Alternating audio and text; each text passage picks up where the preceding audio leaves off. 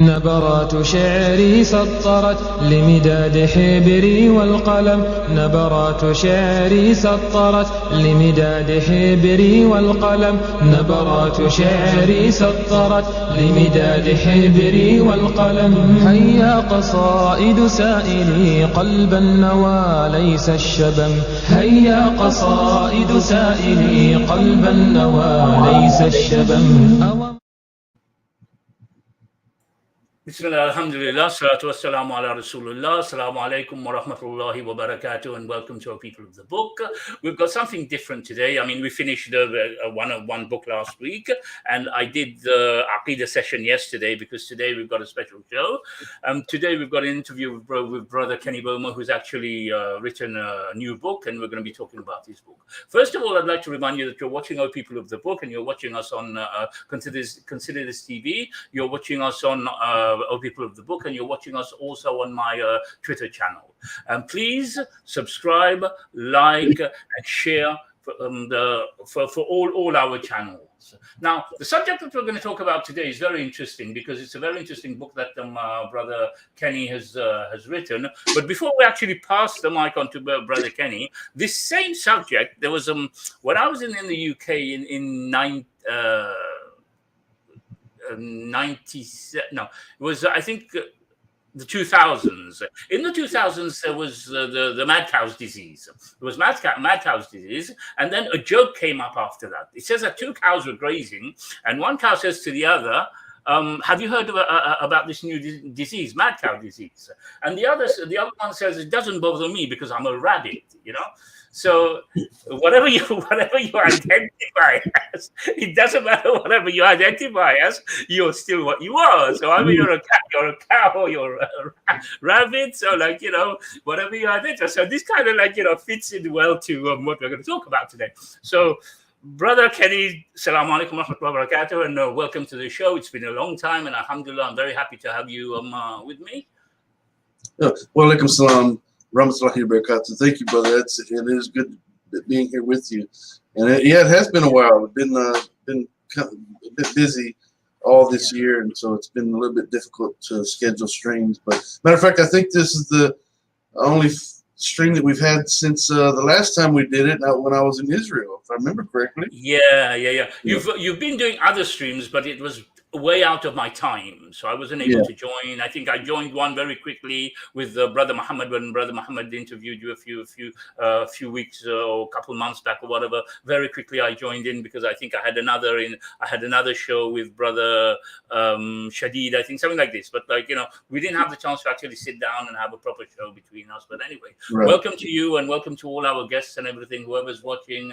Unfortunately, please excuse me, we had to reschedule. So those of you who are not aware of it, the show had been rescheduled for today. Unfortunately, Brother Kenny, he's working, and alhamdulillah, he spared me his time to actually talk about his book. Very interesting book. In the beginning, when I started reading it, I found I was looking at the titles and everything, and I found, like, you know, some of these titles are very interesting because you actually open up on these titles, you actually explain them and everything, and some of the things that I didn't know, I actually went and Googled them and find out what they meant and everything. So, I mean, first of all, the thing that we need to know that, like, you know, Allah subhanahu wa ta'ala created us the way He created us. Now, people who don't believe in Allah, people who don't believe in God, this is when they're gonna play with their own bodies and their minds and everything, and they would want something different from Allah. And you seem to start the book with this type of subject kind of thing, where, like, you know, you're introducing the person. Oh, by the way, I'm identifying myself as let's say, you know, when I was young, at the age of 15. I used to play soccer, yeah, and I used to be a very good soccer good goalie. So I'm identifying myself today as 15-year-old goalkeeper. Okay, so you can say what you want, you can accept it, you can deny it, you can do what you want. I'm identifying myself as a 15-year-old goalkeeper today. Yeah. Right. So let's talk about the. I mean, first of all, tell me something. What actually influenced you in writing such a book? Is there something that triggered it? I mean, like, you know, what was it? Well, you know, I've wrote about this issue on my blog, which I don't do a whole lot of writing in my blog, but when I do, I usually write about something that's heavy on my mind. And I did write a article on my blog titled "Making Me Believe in Make Believe," and where I covered, talk about Bruce Jenner and a couple other athletes and so forth that have transitioned. One was a big bodybuilder guy who decided one day that, matter of fact, he had two teenage sons, but he decided that he was a lady at some point along the way, even though he was a world-renowned, bodybuilder and so forth. I mentioned that in that blog. But even writing the blog initially, the purpose of it was that, I just like this whole idea that a human being would be so vain and arrogant and so disrespectful to our Creator, and that they would think that they have the ability to decide for themselves, basically because they're unhappy with themselves, that there's something other than they can, what they actually are. Obviously, a human being can only be male or female. You can't be both. You can't be something other than male or female. You can't be a combination. You can't be something other than that. And so it is very vain and arrogant and just outright disrespectful to our God, our Creator, Allah subhanahu wa ta'ala, for a human being to be so bold as to proclaim themselves to be something other than they are, when the root of the problem is they're not happy with who they are. So, we can accept these individuals for who they are. And I realize people are rude in this world, but if I see a man, by example, I have no problem accepting him for the person that he is, as long as he's a decent person. He doesn't cause me any problem, or my family, or so forth. I really don't care what he does with his life. But if I can accept someone for who they are, but yet this individual who thinks he's a man, he has a problem with himself to where he's just not happy being who he is, and he wants to proclaim himself to be something that other than he'll ever be. Why should I have to agree with that? If he wants to play make-believe with himself, for example, why do I need to play make-believe along with him when I can accept him for who he actually is? Right. But the biggest issue when it boils down to the root cause of the problem for me is that it's to deny the truth of our God, our Creator, at its core.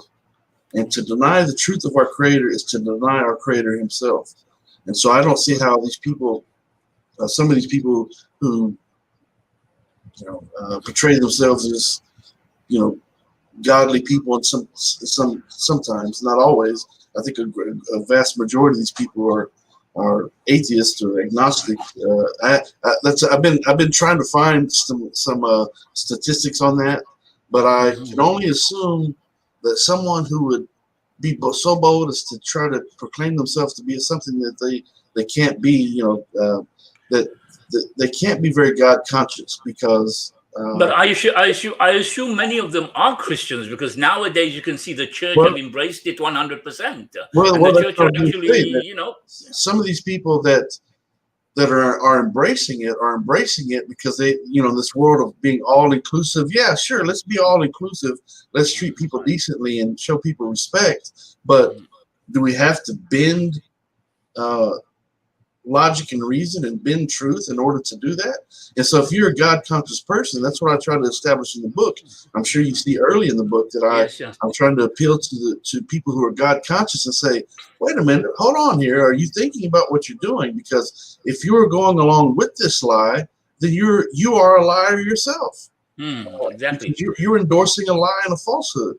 And if you're God conscious, if you're Christian, Muslim, Jew, the three Abrahamic faiths in particular, if you follow these three faiths, you have no business whatsoever endorsing a lie, either, openly or being passive about it and trying to be a person who's like, oh yeah, a person can be whatever they want to be, and we should be loving and so forth. Well, sure, let's show them love, but you show love by saying, by speaking the truth isn't always comfortable. And so if See, you we need to know where to draw the line, isn't it? I mean, Yeah. there's a line there, and we need to know where to draw the line. And you mentioned something interesting in the actual intro itself, the issue of free speech. Okay, Yeah. the issue of free speech is very important here because, like, the fact that they have the right to self-identify, then the title is actually hinting on that. Now, I have the right in free speech to disagree with that. So that there's the issue of free speech there, and the fact that, like we just mentioned, they're changing the construct of the creator altogether, and it is the work of Shaitan. It is the work of Shaitan. Now, some of these people, like you mentioned, they do claim that they are Christians or whatever religion they are, but if they were believers, then they wouldn't be they wouldn't be playing around with the construct of God. And I think you mention it in the next chapters, where actually doctors get involved, and these doctors are kind of like playing God and stuff like that. Like we will go through that afterwards, but like it kind of is shocking because Allah created us, and even in the Bible we agree that God created us in His image. His image, and God created Adam and Eve, not Adam and Steve, basically. Yeah. Now you have people who are coming up who are like, one thing, I know you've done research about this, and we can talk about it, maybe expand about it a bit more, is that and I think you mentioned about it as well, the fact that it's in, the mind, the body, and all that stuff. I mean, when Allah created these people, Allah created each one, and He gave each one its gender, and and now when people are playing around with that, the consequences, as we can see, like you've written here, the consequences are even worse, because I think you mentioned a few of them in your book that actually committed suicide. Oh yeah. Yeah, we'll go to that. We'll go to the suicide part when we come to it. But they don't actually. I think Shaitan has got such a hold on them that they don't actually think it is their whims and desires that are controlling them. Can you Yeah. Well, that's exactly what Allah says in the Quran in the discussion that He had with Iblis after He cast Iblis out of paradise. And the Surah Nisa, I mentioned it early in the book because I want to establish where this lie and this deception actually originated, obviously from the devil himself, from Iblis. Surah Nisa, chapter 4, verses 119 and 120 of the Quran, Allah is having a discussion with Iblis, with Satan, when He cast him out of paradise. And in response to being cast out of paradise, Allah revealed in the Quran that it says, it says, "Cursed by Allah, Satan said, and surely I will lead them astray, and surely I will arouse desires in them, and surely I will command them, and they will cut the ears of cattle, and surely I will command them, and they will change Allah's creation. Whoever chooses Satan for a guardian instead of Allah is verily a loser, and has suffered a tremendous loss. Satan only makes them false promises and deludes them with empty hopes. Truly, Satan promises them nothing but delusion." These verses are saying so much about what's going on in current times. But notice there's a key. All these verses are key. But notice where it says, "Whoever chooses Satan for a guardian instead of Allah is verily a loser and has suffered a tremendous loss." Now, think about this for a moment. I'm going to repeat this verse one more time. Whoever chooses Satan for a guardian instead of Allah is verily a loser and has suffered a tremendous loss. Now, of course, people aren't actually having discussions with Satan himself unless they're a devil worshiper, and who knows what they've got going on.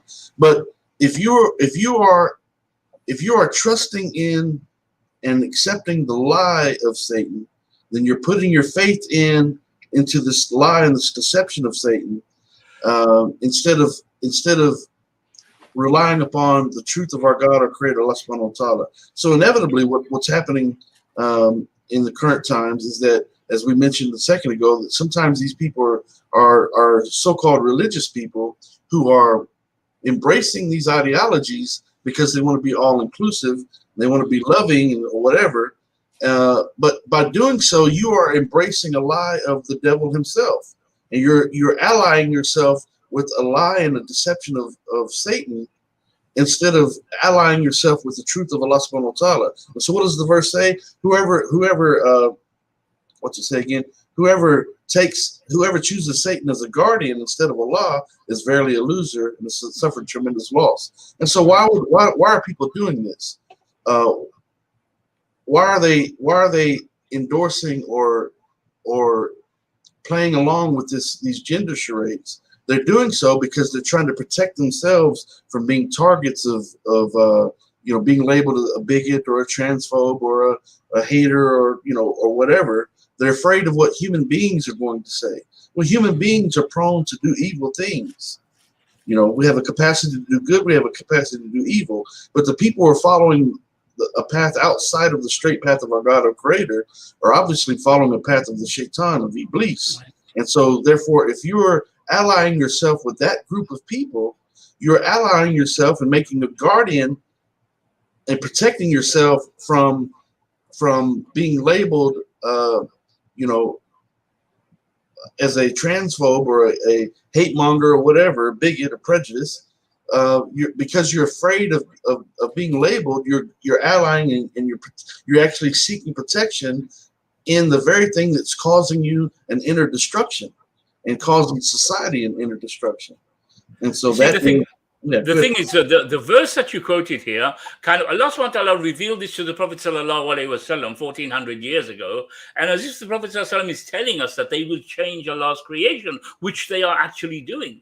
Yeah. They're actually doing now, and the Prophet ﷺ has already told us that they will be changing Allah's creation, and there's no doubt about it. And this is what they're doing. And you actually, I think, expand on that further down in the book, where you actually mention how they're changing Allah's creation and everything. I think when you're talking about transgenderism, and you're alhamdulillah, I'm very happy that you actually made the differences. You gave the difference between transgenderism, transsexualism, and everything. All of these were I mean, these words, a lot of new words came up afterwards, Oh, yeah. These were a lot of new words. I've listed at the back of the book 112 so-called genders that they've come up with, and 71 suffixes to go along with those. Because the thing is, when you're telling a lie, you have to start fabricating. You have to start coming up with something to explain your lie. And when one lie doesn't suffice, you have to tell another lie and another lie and another lie. And so they've conjured up these wicked terminologies and these wicked labels that are from the devil himself in order to explain away or try to make sense of the lie. And the thing is, when you go through those definitions for these so-called genders and so forth that they've created, you'll see that they become more and more bizarre as you read along.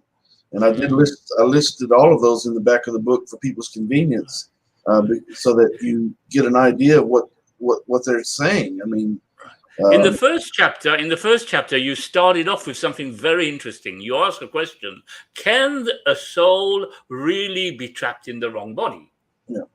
Now, they would come up with all sorts of excuses. They were born like that. They were this, they were that. They were, I'd like to say wa alaikum salam to Brother Muhammad from Covert Earth, and also from Bird's Nest, Ratfest. Salam alaikum, wa alaikum salam to you all, and the others who will be joining us as well. Welcome, and I hope this will be beneficial to you. Yeah, like I mentioned to you now, that question that you asked, the first question you ask in the book, can a soul really be trapped in the wrong body? Then you go and explain it. So, I mean, for those who haven't actually grasped hold of the book yet, if you can just give us a little outline of that. Yeah. So, Allah says in the Quran. Matter of fact, I'm going to the verse now that I mentioned in the book, because I don't remember which verse it is, but I remember what it says, where Allah is saying that He does not He does not create two hearts within the human being. And let me go to this verse. Bear with me one second, brother. Right. Because this is quite telling. Yeah, yes, Al-Azab, chapter 33, verse 4. Right. And matter of fact, so I touch on this in the 7th chapter of the book, titled the Confederates. And let me just read this paragraph here, and then I'll touch on this verse here. It's going to explain what you just asked. It says, basically I say, a person cannot be both a believer and a hypocrite, a liar and a speaker of truth, wicked and righteous, or both man and woman at the same time. A human being does not have two souls, or a soul that exists inside of the wrong body. The soul and the body work and exist in conjunction with one another. There is an intimate connection between the two that function like a system of energy when in proper alignment. The connection is our state of being and our frame of mind that influences our attitudes and behaviors within our mind, body, and soul.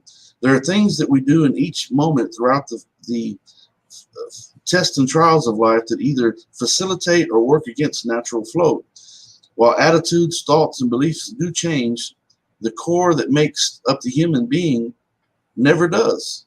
So I'm going to read that sentence again. While attitudes, thoughts, and beliefs do change, the core that makes up the human being never does. So, like the John Baptiste Alphonse Carr said, the more things change, the more they stay the same. A man whose thoughts about his body are in conflict with reality is still a man. I repeat, a man whose thoughts about his body are in conflict with reality is still a man. The mind, body, and soul together function like a machine. To deny or work against any of these abridging mechanisms is to deny the one who created them, Allah subhanahu wa ta'ala, blessed and exalted is he. And so then I end that chapter. That's the last paragraph of that chapter, and I end that chapter with a verse of the Quran, very short verse, chapter 33, verse 4 in Surah Al-Azab, and it says, Allah has never put two hearts within one person's body. Allah has never put two hearts within one person's body. And so what does this mean? That a person is going to basically, their heart's going to be conditioned to live a certain type of way. You cannot play on both sides of the seesaw. The seesaw out in a playground. One person can't play on both sides of the seesaw. It just doesn't work that way. And so you can only take one position. Now you can get off that position and go and get on the other side, but you can't be on both sides at the same time. And in the same capacity, a human being can't be both male and female at the same time. You can't be both wicked and good at the same time. That doesn't mean that we don't have the capacity for both good and evil, but you can't be doing simultaneously. You can't be doing good and evil at the same time. You can do good or you can do evil. And so in the tests and the trials of life, we have a decision to make. And so whenever we're faced with these circumstances and the burdens of life and the tests and trials that we go through, be they something that we're responding to some type of hardship, or we're responding to some action or deed that someone's done to us, or whatever, we have, or you're deciding what type of person you're going to be in this life. You have a decision to make. You have a fork in the road, and you're either going to choose the straight path of our God or Creator, or you're going to try to go around that fork, go totally off center somewhere, or you're going to make the wrong decision completely and make the wrong decision. But inevitably, you can't travel both roads at the same time. And in the same capacity, a human being cannot be both male and female at the same time. So a man dressed up as a woman is still biologically a man to the very smallest cell within the body. If the biologist puts it under the microscope, he can tell you if this is a male or a female. And just because this individual has got a costume on does not make that individual any more female than, he's not a female. He's not a female at all. So I wanted to touch on that actually, but before I touch on that, Jazakallah khair, brother Bird's Nest, for your comment. That is Jamal, brother, very well done. Going after the monkeypox transformers. Obviously, we know where monkeypox comes from. As the children are at risk and others remain quiet, What a shame. Missed opportunity to call out on Ahl Shaitan, human devils. Yes, obviously. And welcome to Brother Aziz, Ajlad, welcome to you as well. And yes, the Christians, even in their book, it says that Paul did tell lies, and even their scholars, their church fathers said it was okay to lie for God. Yeah, it was okay to lie for God. A lie for God was okay. So it's something that, like, it was a lie. Yeah, you were talking about this issue of the body and everything. Now, Allah created man with a type of body, and He created woman with a different type of body. No matter what you do, no matter how you dress, no matter how many pills you pop or whatever, you will still be a man at the end of the day. Right, because a woman's got ovaries inside her, and every month her brain. This is the thing I wanted to mention here. That now I remember it. Now you can change the man's sexual organs or whatever, but the brain is still whatever it was created to be. Now the brains of a man there doesn't think that every month I've got my period's coming. You see, right. A man's brain doesn't think that way because he never had it. He's never known what it is. Whereas the brain of a woman is already geared to think that. She knows the end of the month is coming and she's got her pains, she's got her period coming or whatever. So what do we do? Do we do brain transplant on them as well? Do we take a woman's brain and put there as well or whatever?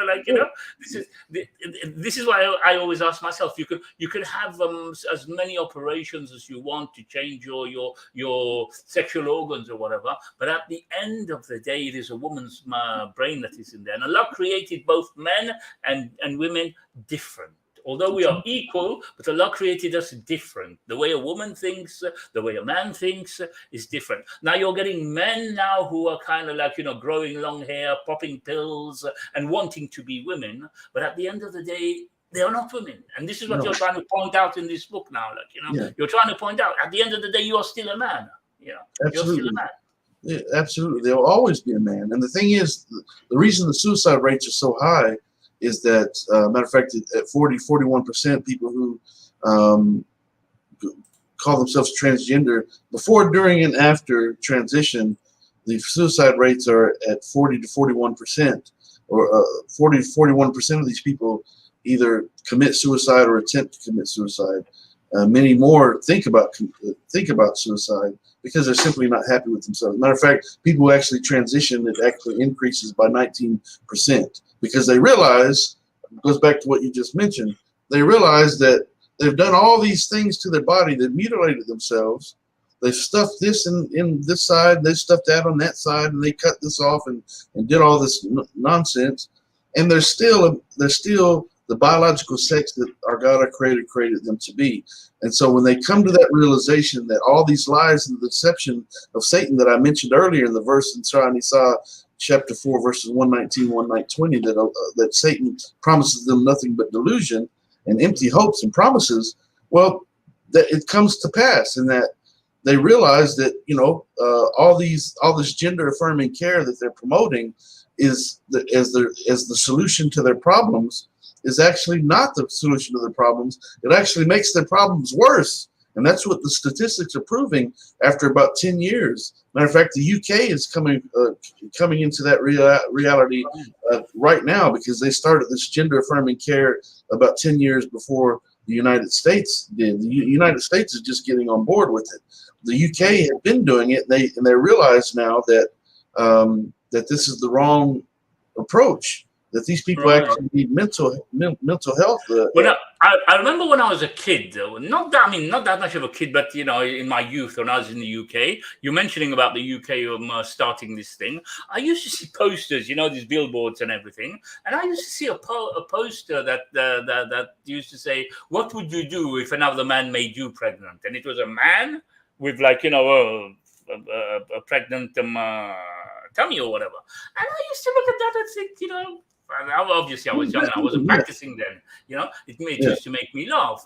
Then now I sat down and I realized, because obviously after you've studied the deen and everything and you've known what Allah is. Now Allah subhanahu wa ta'ala gave the women a different type of backbone. right? Yeah. A backbone that will be able to handle that 9 months kid inside her, that Yeah. will not break her back. Now the man doesn't have that type of backbone. No. Allah Subhanahu wa Ta'ala didn't give him that.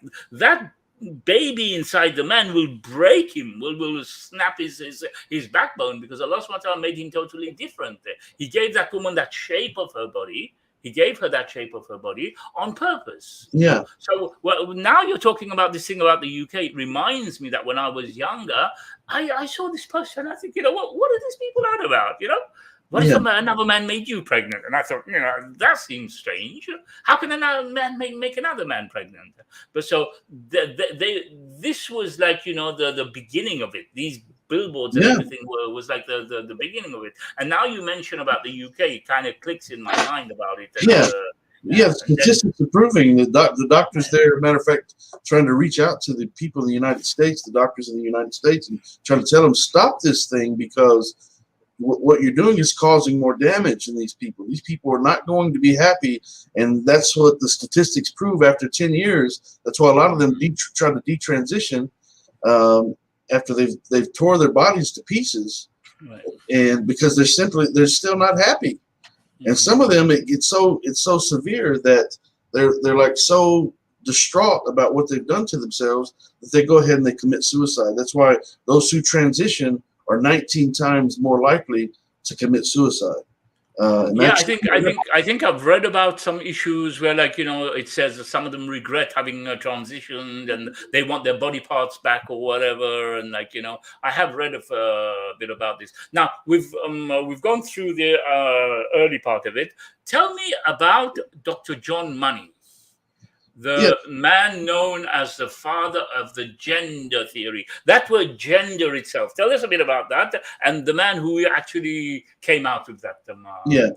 So Dr. John Money, he was in collaboration with a few other doctors as well, but he's the primary one that he's well known for what's called the John Jones case. Matter of fact, the second chapter of the book is titled. Yeah, we'll talk about that. This is an interesting case. We'll talk about that afterwards. Yeah, I really enjoyed reading that, actually. Yeah. It's quite telling in that it kind of lays down the foundation for where all this started. Matter of fact, that is the foundation from where all this started. And so Dr. John Money was basically a man who believed in what's called nature versus nurture, and that he believed that any human being could be raised to be male or female based on how they were brought up and how they were raised. And initially, because of that John Jones case, he was writing in his medical journals, claiming that his experiment, with the Reimer twins, was a great success. He got a lot of recognition because of that. But the reality was that the Reimer twins, as well as their family, were struggling with many We'll get to the Reimer twins afterwards, because we're going on. So just explain to us this issue of how he came up with the word gender and all that stuff. How I mean, like, I want to take it chapter by chapter kind of thing. So initially, I mentioned that him and another doctor, the doctor's name Benjamin. Harry Benjamin. Harry Benjamin. Yeah, I have a chapter titled all about the Benjamins as well. But Dr. Harry Benjamin and Dr. John Money, I describe in the book that they hijacked the word gender. The word gender was initially used to describe in the animal world the roles that animals played in the animal world.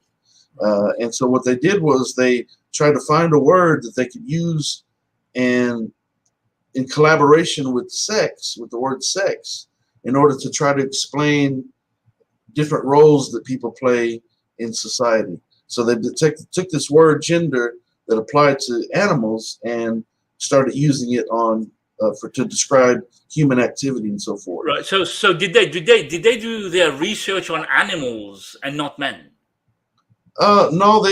No, they didn't do any research on animals, but they. Oh, okay. No, saying that they took this word from animals. I thought they started their research first on animals before doing their research on. No, they got it from another doctor. Let me look this up real quick, brother, because I don't have all that information memorized.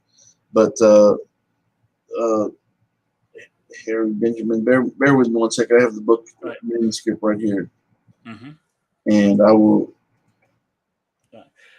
In the meantime, while the brother's looking for it, I'd like to remind you that you're watching our People of the Book, and this is Jamal, and I have with me Brother Kenny Bomer, who's written a very, very nice book, which is Your Right to Self-Identify and My Right to Disagree, which is going to be released, if I'm not mistaken, on the 5th, or is it the 6th of September? Correct me if I'm wrong, brother.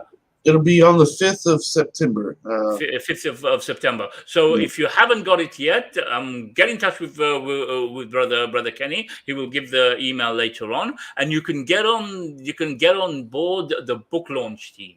When you get on board the book launch team, then he will send you an actual copy, an actual hard copy of it. I'm already on the book launch team. I've already started reading and everything and enjoying the book. So make sure you get on there. So I'd like to remind you that you're watching our People of the Book, and we are actually broadcasting on my channel of People of the Book. We're broadcasting on Consider This TV, and we are broadcasting also on my Twitter handle. And please subscribe, like, and share, and let the friends know about it, and hit the bell so hard that the neighbors can hear about it. Anyway, carry on, brother. Okay, so I just had it and I lost it, but I'll get it right back real quick. Right. So in the chapter where I talk about these two doctors, matter of fact, it's a chapter called Transgenderism. I talk about the word sex and the whole idea of taking the word gender from the animal kingdom. And so I explain it, and I'll just read it because it's going to be better for me to explain it, what I wrote, than me try to explain it verbally. So I say basically that another word that is important to be familiar with is gender. Merriam-Webster's dictionary defines gender as a subclass within a grammatical class, such as a noun, pronoun, adjective, or verb of a language that is partly arbitrary, but also partly based on distinguishable characteristics such as shape, social rank, manner, existence, or sex, and that determines agreement with the and selection of other words or grammatical forms. It is the behavioral, cultural, and psychological traits typically associated with one sex. Gender is not the same as sex, however, I explained in the book. It has been understood to describe the stereotypical behaviors or roles of males and females in society. The word sex is another important word to be familiar with when discussing this topic. Sex is either of the two major forms of individuals that occur in many species that are distinguished respectively as female or male, especially on the basis of their reproductive organs and structures. It is the state of being either male or female based on the sum of the structural, functional, and sometimes behavioral characteristics of organisms that distinguish between males and females, according to Merriam-Webster's dictionary. Human beings are comprised of organisms within our DNA that are organized in specific genetic codes that clearly distinguish males from females. No one has questioned that until the 20th century. Now, this is where I go into this issue here. It says it is important to point out that Dr. John Money, the man known as the father of gender theory, and his accomplice, Dr. Harry Benjamin, were instrumental in attempting to redefine gender in the 60s and 70s, and their theories continue to be major contributors in its reemergence in modern gender theories of today. Money and Benjamin hijacked the word gender from Samuel Johnson. I couldn't remember his name a second ago. Money and Benjamin hijacked the word gender from Samuel Johnson's first dictionary in the 1700s, where the number one definition applied to grammar, not people. The second definition did refer to sex as being male or female, but it was related to the breeding of animals and the traits that male and female animals displayed amongst themselves. Money and Benjamin took the word gender out of the realm of grammar and the animal kingdom, where it originated, and conflated it with the word sex. Although their theories were highly scrutinized and debunked, they laid the foundation for the modern-day gender theories of the transgender movement as related to the so-called spectrums of gender identities that are propagated today. And today I will discuss Money and Benjamin in later chapters. Okay, fine. Now, the other thing is this same group of people, this same organization, like to hijack words. I mean, the word gay, when I was young, used to mean happy. You know, had nothing to do with sexuality, nothing to do with like, you know, with sex, basically. But that word has been hijacked as well, just like the word gender. Well, Also, the other thing that has been the other thing that has been hijacked as well is the rainbow.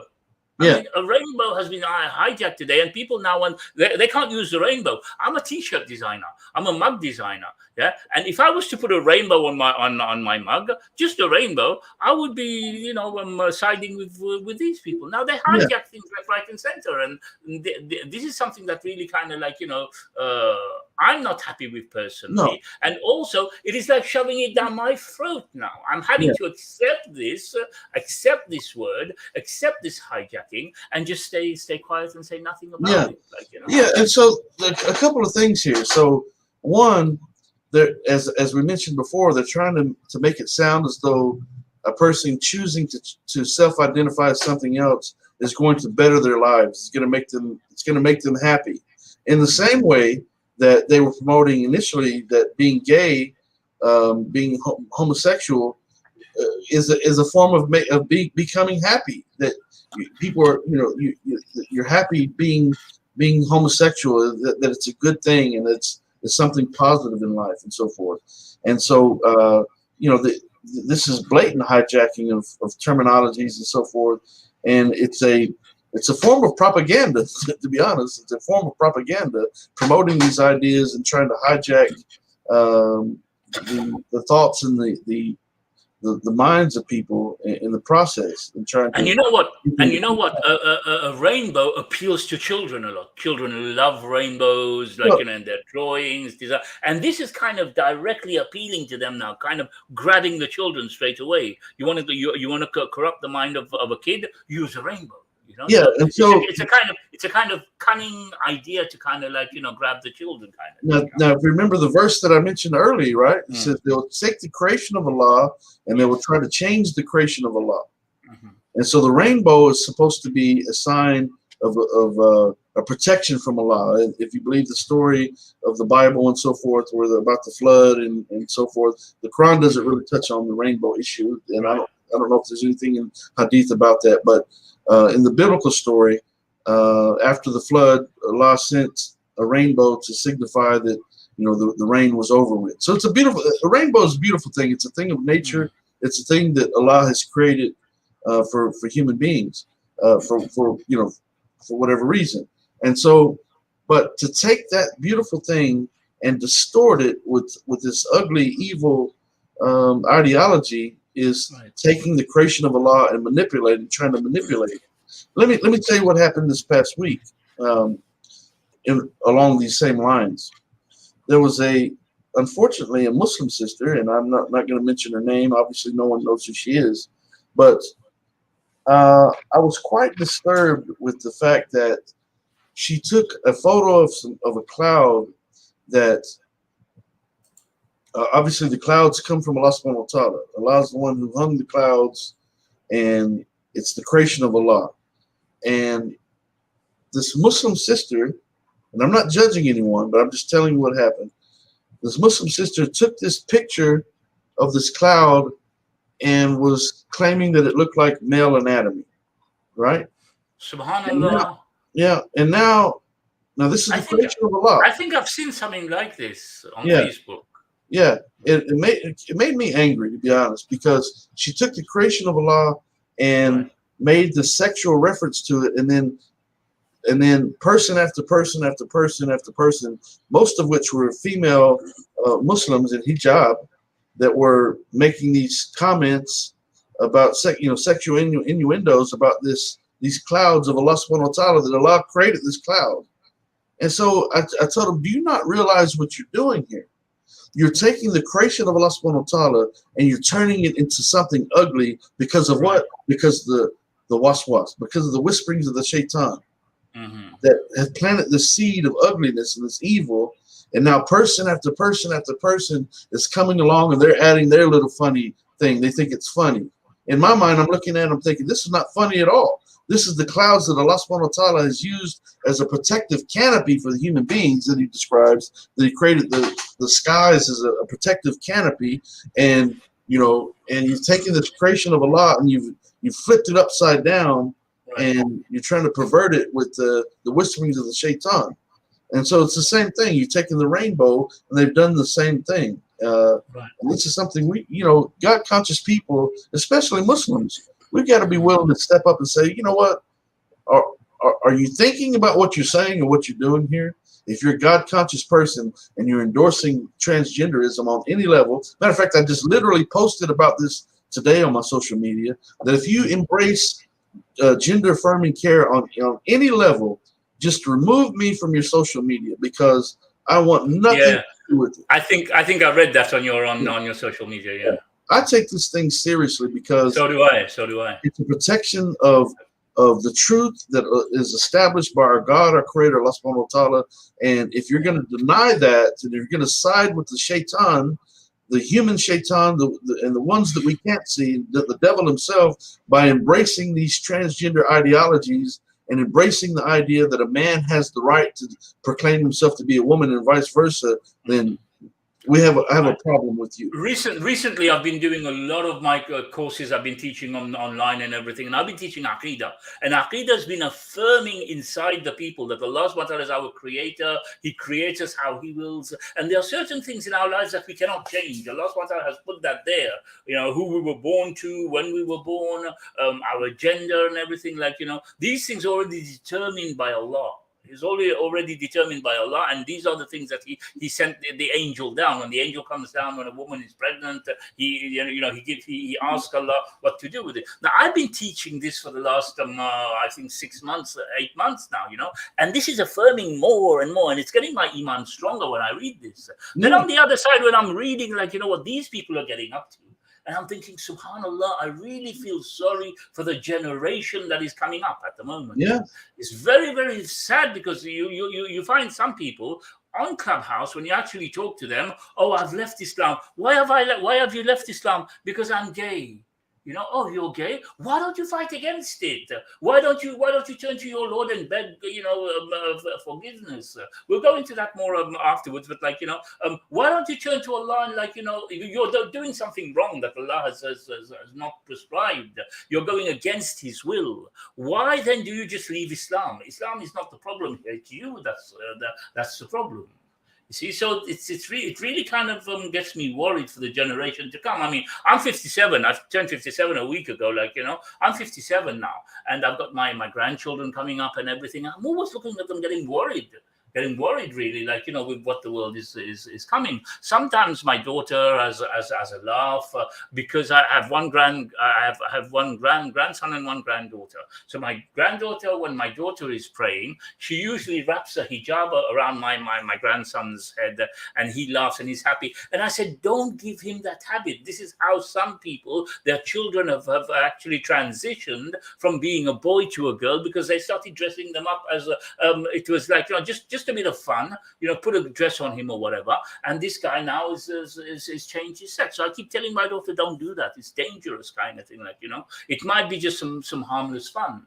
You know, so when you think of the generation that is coming in front of us, you really feel when Allah subhanahu wa ta'ala, you know, mentions about the coming of Dajjal and everything, and the you know, things that are going to happen and everything, and you look at what's happening, and when we read your book, you see, bang, like, you know, this smacks you in the face, kind of thing. Because alhamdulillah, mashallah, may Allah reward you a lot, the things that you've gone into, the research that you've done and everything. Alhamdulillah. For those of you who haven't read the book, I'd advise you to again, brother Kenny, if you could just when I finish, if you could just give your email address and explain to them what they need to do in order to get a copy of this book. Because even then, this book, when they will receive it, maybe they will get it and put it on the shelf. Maybe their children will read it, their grandchildren will read it, you see. And this might help save the lives of our brothers and sisters in falling into this fitna. It is a big fitna that is happening at the moment, and we're going to go more into it. I mean, I hope you have time. I hope you have time. Maybe we can spend another hour or more, like, you know, we can go into this, you know. And if you could just, before I ask you the next question, if you could just mention your email address and what they have to do to get the book. Yeah, so the book will be released on Amazon on September the 5th. So that's not next week, but the week after, on Monday. And if you'd like to become a member of the book launch team and receive a free copy of the book, just send me an email at info@kennybomer.com. info@kennybomer.com, and I'll send you some information about what the book launch team members do. It's nothing major. Basically, just read the book a little bit and leave a review on Amazon. And once the review of the book posts, then I'm going to send you a free copy of the book. I'm initially going to send you a PDF copy of the book. But the thing is, all praise due to Allah, it has some very important information in this book that I can see you've done a lot of research, alhamdulillah. Yeah. Like I said, there were some words that you've put in that I didn't even know. While I was reading it, I had my phone in front of me and I was kind of like, searching, what does this mean? What does that mean? Alhamdulillah, mashallah, the brother's done some very good work. So I was kind of reading it and at the same time checking some of the stuff, because some of the stuff I didn't know about it, Yeah. So alhamdulillah, may Allah reward you. You've done some very good research. And like the brother said, send him an email and he will send you the hard copy once it's released. They need to go onto Amazon, isn't it? When it's released, explain to them what they need to do. Yeah. So initially, if you'd like to become a member of the book launch team, send me, and you can do this at any time. Matter of fact, even after the book is published, if you still like a free copy of the book, email me at info@kennybomer.com and say add me to your book launch team or your book team, and I'm going to send you a free PDF copy of the book for you to read as much as you'd like before the release date. Or if it's after the release date, that's another issue. But nevertheless, all I'm asking you to do is read 2 or 3 chapters, read as much as you want, and then go to Amazon and leave an honest review there. And after you leave the review, then I'm going to send you a free paperback copy of the book. So basically all you have to do is read, leave a review, and that's it. But the thing is, there's so much important information in this book that you're going to be able to utilize it, inshallah. And as the brother had mentioned, if you do nothing more than put the book on the shelf, inshallah, someone in your family or someone, you might be able to give it away to someone that could actually utilize it. And if that's the case, then you get blessings for that, and I get blessings for it as well. And so surely all praise is due to Allah subhanahu wa ta'ala. So it's a very, to me, obviously I wrote the book, but it's a very important information. It's very important information. That I started seeing it as I started reading the book. I mean, like I said, I've reached chapter 4 now, and inshallah, if I have some time, I'll be reading more. And so as I was going along, I found that you put a lot of effort into it. Yeah.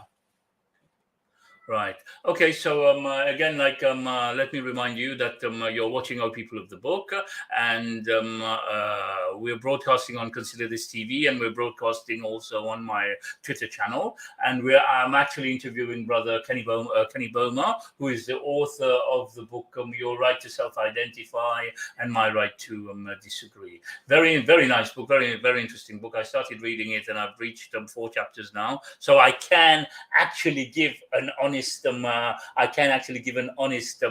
feedback when the time comes, because I've actually read it. Now, brother, I wanted to come to one point where I find very interesting in the book, where it says it's actually on page 21, where it says, if it were true that doctors assign sex at birth, wouldn't there be an established criteria in the world of medicine for doing so? Right? So obviously, we know that it's not doctors that assign them gender at birth. It is Allah who assigns them the sex, and then it goes down and explains how if the father wanted one sex and the mother wanted another sex, kind of thing, so can you just elaborate a little bit on that for those who haven't read the book and everything? Yeah. To me this is a funny part of the book, because it although if you could imagine the scenario and the just utter chaos that we would be in if a doctor was really assigning sex at birth, and so it'd be just absolute chaos. It'd be like a circus in the delivery room, So I say in the book, I'm going to read it just quickly. It says, if it were true that doctors assign sex at birth, wouldn't there be an established criteria in the world of medicine for doing so? Wouldn't the medical community have standards in place to regulate such actions? Wouldn't courtrooms be full of malpractice lawsuits if doctors were assigning sex to babies on a whim?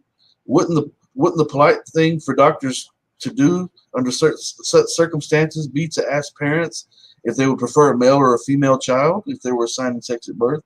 What would happen if the mother wanted a daughter and the father wanted a boy? Would the doctor flip a coin or have the parents draw straws to decide what the sex of their child would be if in fact the doctor assigned sex at birth? What if the doctor said, congratulations, you have a brand new baby girl, and the father said, no, make it a boy, I want a boy? The world would be in complete and utter chaos. Why is there a need for ultrasound technicians if doctors assign sex at birth? What if a technician told parents they were having a boy, but upon delivery, the doctor changed the sex of the child to a girl? You know, the doctor obviously has more authority than the ultrasound technician. So trips to the delivery room would be like trips to casinos. They would turn into battlefields, and gender reveal parties would be useless. However, if the claims of trans activists were true, these are the types of odd scenarios that could occur, especially when people like Dr. Deanna Atkins, a professor at Duke University and director of the Duke Center for Child and Adolescent Care, make comments like the one below, where she says, from a medical perspective, this is a doctor now. She says, from a medical perspective, the appropriate determination of sex is gender identity. From a medical perspective, the appropriate determination of sex is gender identity. It is counter to medical science to use chromosomes, hormones, internal reproductive organs, external productive organs, or secondary sex characteristics to override gender identity for the purpose of classifying someone as a male or female. So basically, this crazy doctor is basically saying, despite what your body is saying, set all that to the side and just go with what someone claims that they are. That's better. Right. You know, I mean, that's just complete and utter ridiculousness. But back to your question. Imagine for a moment that usually males want sons and usually females want daughters. And so, man, there'll be divorces happening because of the childbirth, because the husband's going to insist that, you know, the child is a boy. The woman's going to insist that the child is a girl. Who's going to win the battle? Exactly. I mean, my goodness, it's just to me, when I think about that, it's funny and it's sad at the same time, because if you really believe that a doctor is assigning sex at birth, the reason they say this, that the doctor assigns sex at birth, is that because he's quote unquote assigned sex at birth, that a person has the right to reassign their own sex later on in life whenever they see fit. It's just right. I wanted to touch on something very important, where you make the difference here between transgenderism. On page 23, transgenderism is often confused with gender dysphoria. Now, people who don't understand that difference, you've done research on it, so obviously you can elaborate a bit on this for us. Yeah, so up until 2013, with the release of what's called the DSM-5, which was used by psychologists as regulated by the American Psychiatric Association, it was changed. This phrase, gender identity disorder, the word disorder was removed from that, and so they started calling it gender dysphoria. So sometimes, so it was actually considered as a disorder then. Yes, it was a disorder. What a disorder is a mental issue, a mental health issue. Yes. And so, in order to eliminate that and not stigmatize people who suffer from this issue, they removed the word disorder and just changed it to gender dysphoria. And a lot of times, again, as you'd mentioned, it's confused with transgenderism. Transgenderism, for one, there's no such thing as a transgender person. There's just not. There's people who embrace the transgender ideology, but there's not an actual transgender person, because although let me clarify this, in that it depends on how you look at the word gender, for one, because gender is a word that was initially used to describe certain character traits, and so a person is more masculine or more feminine or whatever. But so those things can fluctuate. A human being has the capacity to have moments where they're more masculine in a certain situation. In another situation, they may be more soft-hearted, which is more equated to being feminine. So those types of things in gender can change. A person, basically, it boils down to personality. You have a you respond according to the circumstances, according to your personality. So your personality traits can fluctuate. This is like schizophrenia. Well, your personality changes. Well, it's not that you're. With some people, it's like that, obviously, but each one of us, according to what we're faced with, have the ability to adapt to what's being presented. So when we see a newborn baby, it makes your heart soft, and you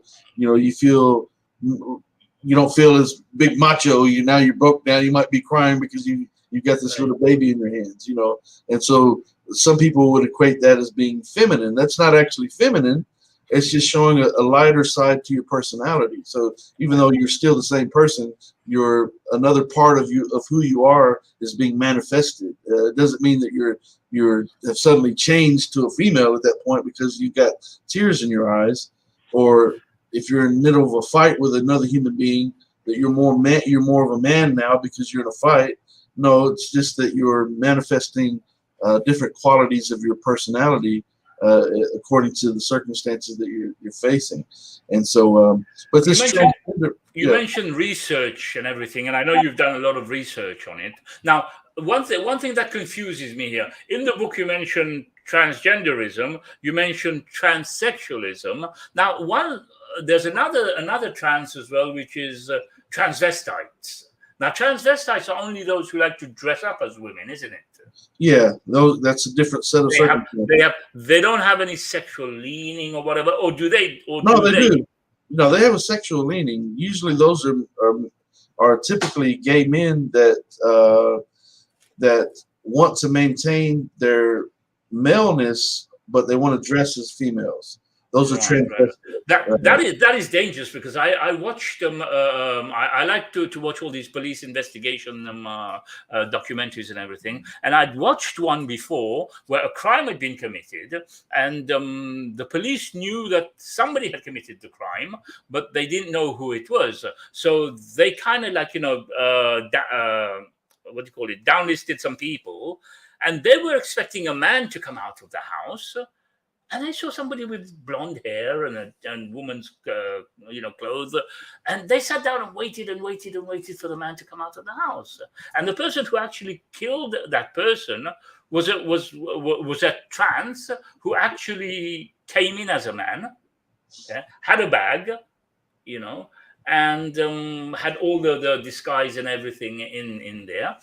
And how the police found out that, in the end, because they were waiting for a man to come out of the house, how they found out that it was that woman who walked out, when they went and done their investigations, they found a brush with hair on it, the same hair that wig that woman was wearing. I think she put the wig on and she combed it or whatever. And as part of the so-called woman, the so-called woman, right? The so-called woman, exactly, the so-called woman, So it's dangerous. I mean, people can commit crimes and then dress up like somebody else, look like somebody else, and you can end up not knowing who it was. It's very disturbing. I mean, I was also looking here at the figures that you mentioned. Research discovered that the percentage and number of adults, U.S. adults who identify as transgender, has remained consistent over time. However, the number of people between the age of 13 to 25 years old doubled between 2017 and 2020. Now, this is worrying. Yeah. That doubled, subhanallah. And you can see the age group there, this very young age group. So, Yes.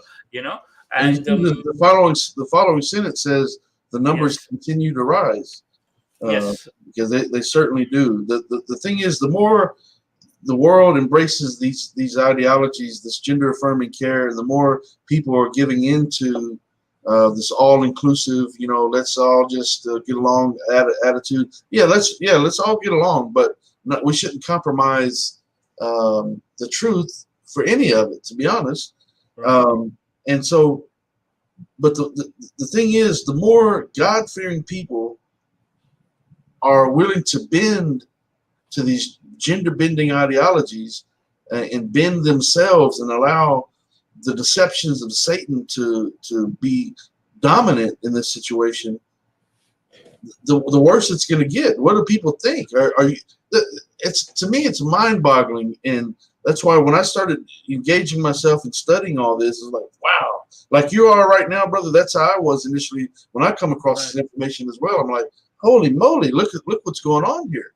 Exactly. Like I was reading this and I was thinking, subhanAllah, these brothers put a lot of work in it, but this information is there in front of us. And Yeah. we cannot deny it because this is actually surveys that have been done. These are and it's really alarming. I mean, the fact that this is getting more and more, and Well, the especially, problem about it is that not especially if you everyone. look at it from the age of 13, very, very young people, the youth, and Well, you're talking about the US now. Can you imagine around the world, all around the world, if you put all that together, how much it comes to? yeah, no. It's the thing is they're targeting the youth in particular. Yes. There's no doubt about that, because they're more impressionable. They're easier to mold and shape into what you want them to be in the future. So it's like a future investment. Right. And so, but the thing is, most people are going about their lives and they're trying to pay their bills. They're worried about their own personal circumstances.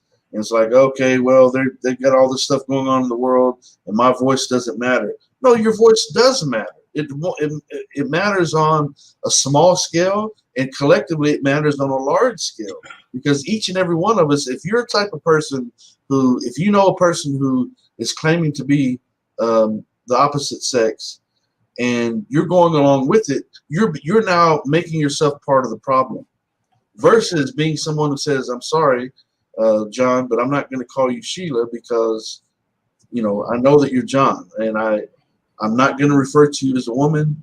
I'm not going to talk about you or talk to you like you're a woman. I'm going to talk to you like the biological man that I know that you are, and I'll try to be as respectful as possible. I don't want any confrontation with you, but I'm not going to lie just because you want me to, and I'm not going to lie because the larger group wants me to. I don't have to. That's why the name of the book is Your Right to Self-Identify. Go ahead, but it's my right to disagree. Right. And if you disagree with that, then who's oppressing whom? Do I have to? That's the subtitle of the book, right? The thing is, it's being pushed down our throats that we have no alternative. We have no choice now. Further down the line, we could probably be jailed for saying anything. Like if you say anything anti-Semitic, you become anti-Semitic. You probably get jailed. I can see further down the line that people could get killed. People could get actually jailed for just saying things that they don't agree with. Yeah, well, that's literally happening. People are losing their practice for doctors. People are being paying fines, and you're being charged with crimes and being targeted and so forth, because you're simply saying, look, I see that guy's Adam's apple there. I don't want to call him.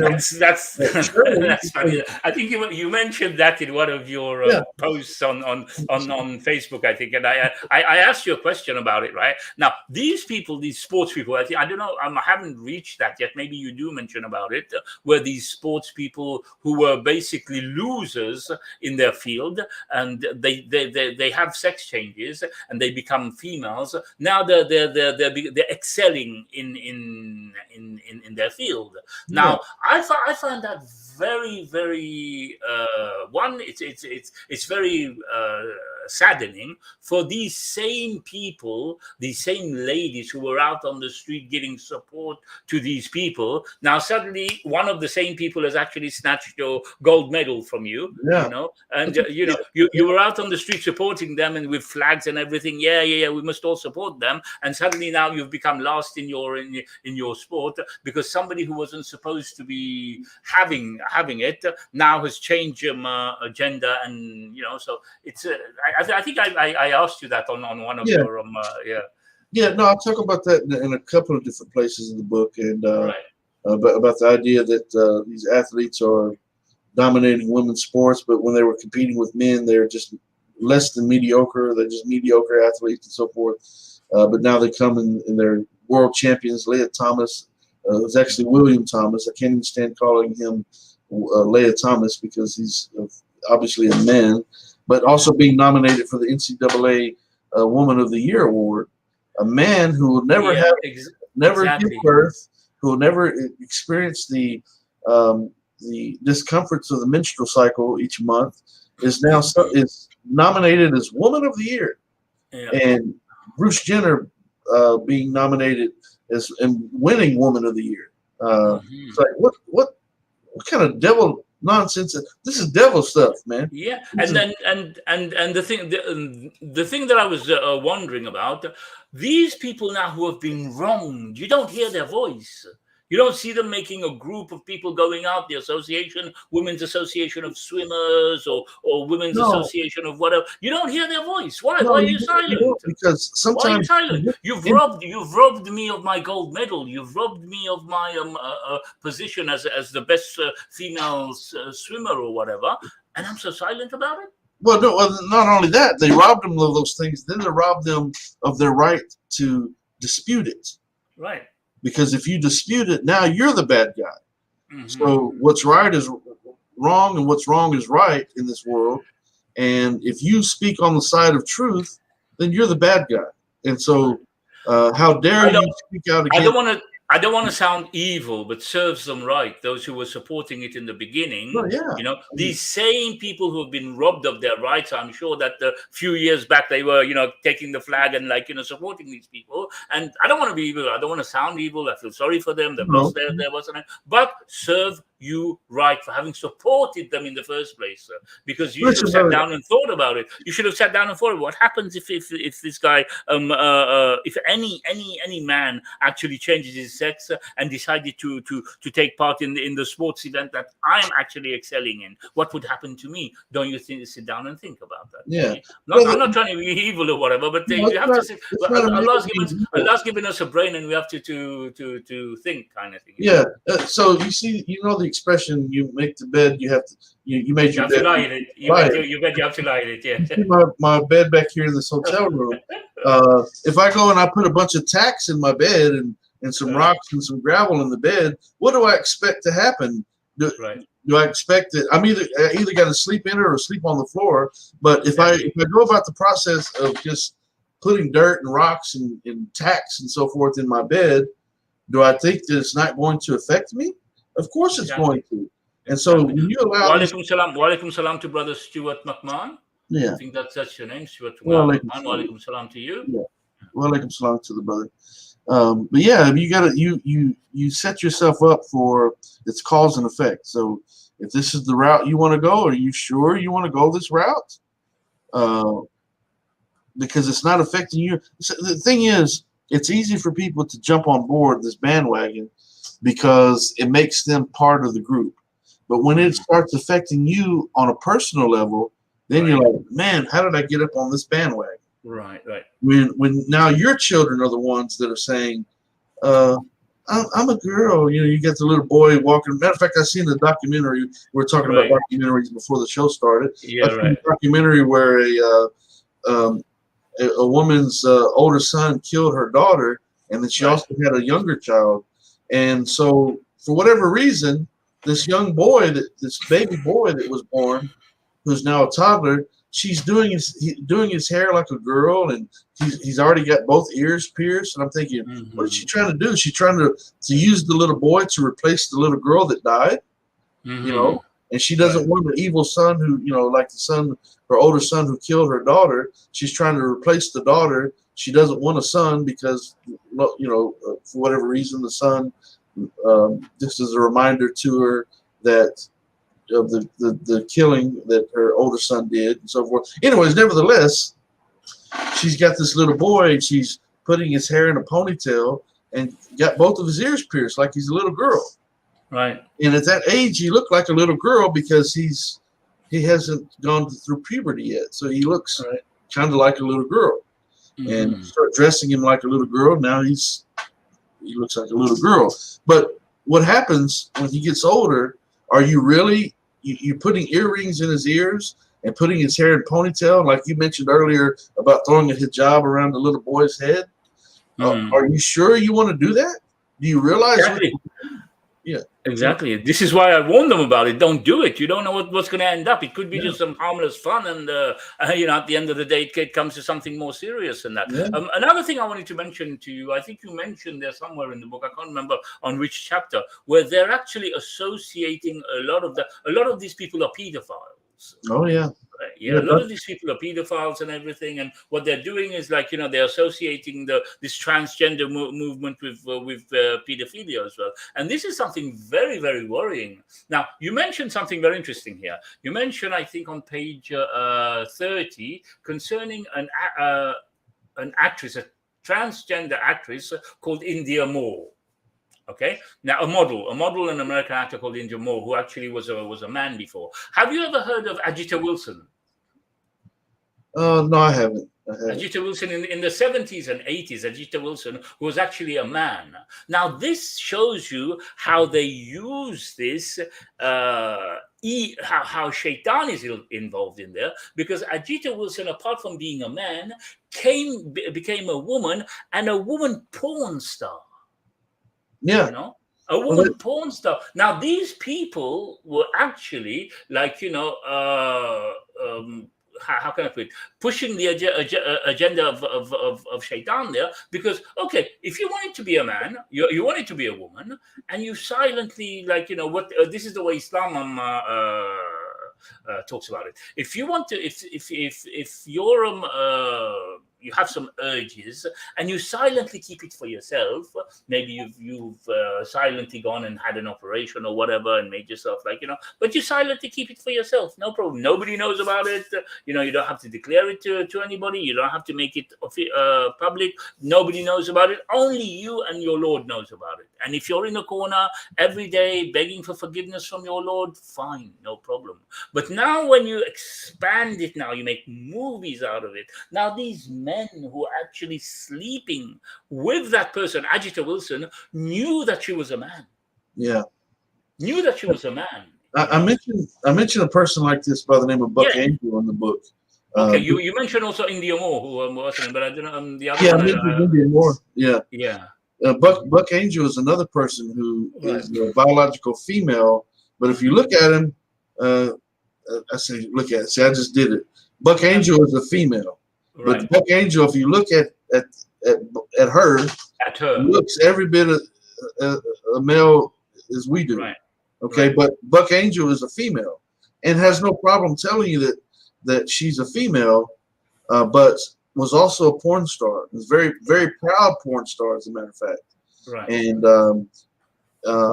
has made many different pornographic movies and so forth in current times. And so it's just disgusting. It's matter of fact, I've seen another documentary where a biological man starts identifying as a female. A biological female starts identifying as a man, grows a beard and all that. Now they got married. Mm-hmm. So now the man is playing the role of the female. The female is playing the role of the man. And then the man who's looks like a female gets the female who looks like a man pregnant. Mm-hmm. And now this woman with the beard looks like a man is going to give birth and is pregnant, like we mentioned earlier, going to give birth looking like a man. Right. And I was going to mention that earlier whenever you brought that up also. But there's I can't remember their names, but I'm like, man, right. It's very worrying. It's very, very worrying when you think of things like this. Like, Yeah, look how evil this is. Look, it's very, very evil. It's absolute evil, where you've taken the creation of our God, our Creator, and you've flipped it upside down, and you've embraced the ideologies that Satan would want you to embrace. If you're a Muslim out there, what in the matter of fact, I'm going to be honest with you.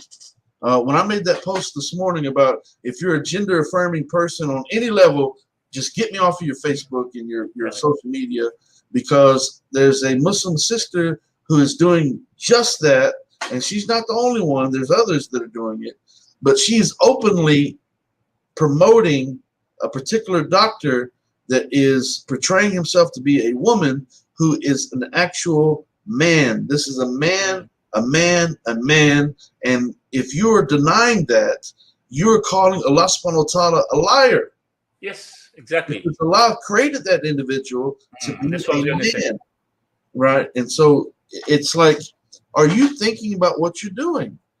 And there is a hadith where the Prophet ﷺ curses the man who dresses like a woman and a woman who dresses like a man. Yes, now, this is just only dressing like you. What about somebody who's changing his whole feature, his whole construct, his whole body, his whole way of life? Now, that's one thing. Now he's luring others. He's luring men towards him. Now he's become a woman now.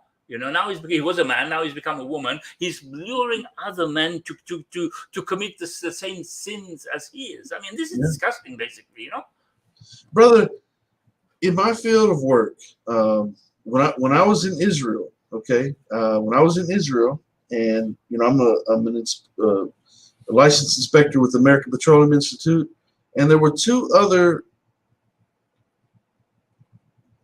They're not going to be watching, but I'm not going to mention their names, obviously. But there's two other inspectors. Now check this out. Two other inspectors that weren't coming back to the United States after the job was over. They were going to Thailand. Do you know why they were going to Thailand? Can you imagine why they were going to Thailand? I've heard about what goes on in Thailand, but just elaborate for us, because so they were going for the lady boys that are in Thailand. Yes, and they had no. Listen, brother, I was shocked by it, because I'm sitting there and I'm hearing what they're saying, and while I literally while I'm planning to come back and start writing this book about transgenderism, I'm sitting with these two characters that are planning to go to Thailand specifically, not to go get with biological women and have sex with biological women. They're going specifically to go and find these so-called lady boys that are biological men who are portraying themselves as women, instead of going to the actual women themselves. This is the story of a lot. Subhanallah. Right? Is it not the story of the? Yes, of course. It's the exact same story. And the thing that worries me as well, Allah sent His punishment on those people, and being around these people, if Allah decides to send His punishment, whoever is the innocent as well will suffer in that. Brother, let me take a step further. When we was in Jerusalem, we went into the area of the Dead Sea where Sodom and Gomorrah is reported to have been. And so all of this was discussed during that same trip.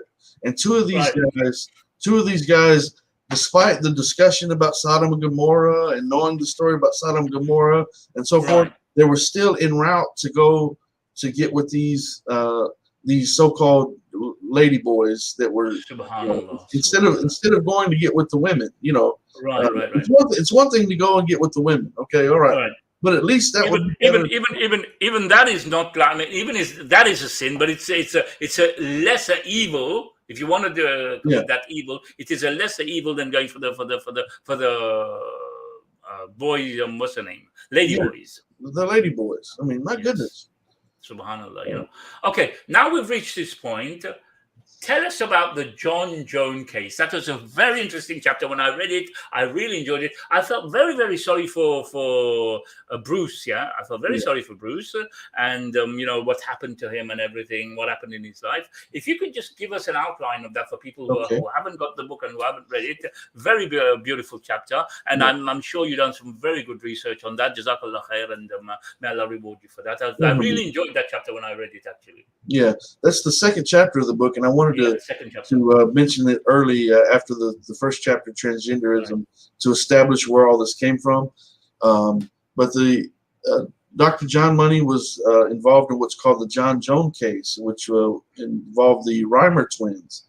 And in the 1970s, the Reimer twins were two twins, Bruce and Brian Reimer, and they were while they were still infants, matter of fact, like 2 months old, they went to be circumcised, and they were circumcised because they had a problem, isn't it? A medical problem. Yeah, but we have to specify that.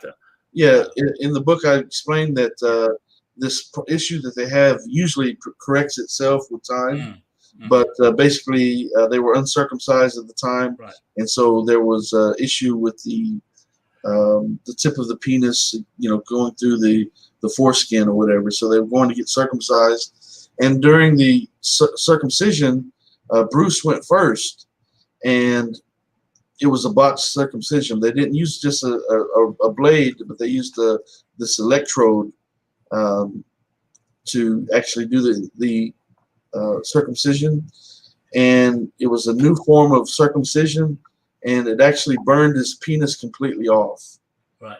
It burned it completely off, and so now they were left like, what do we do?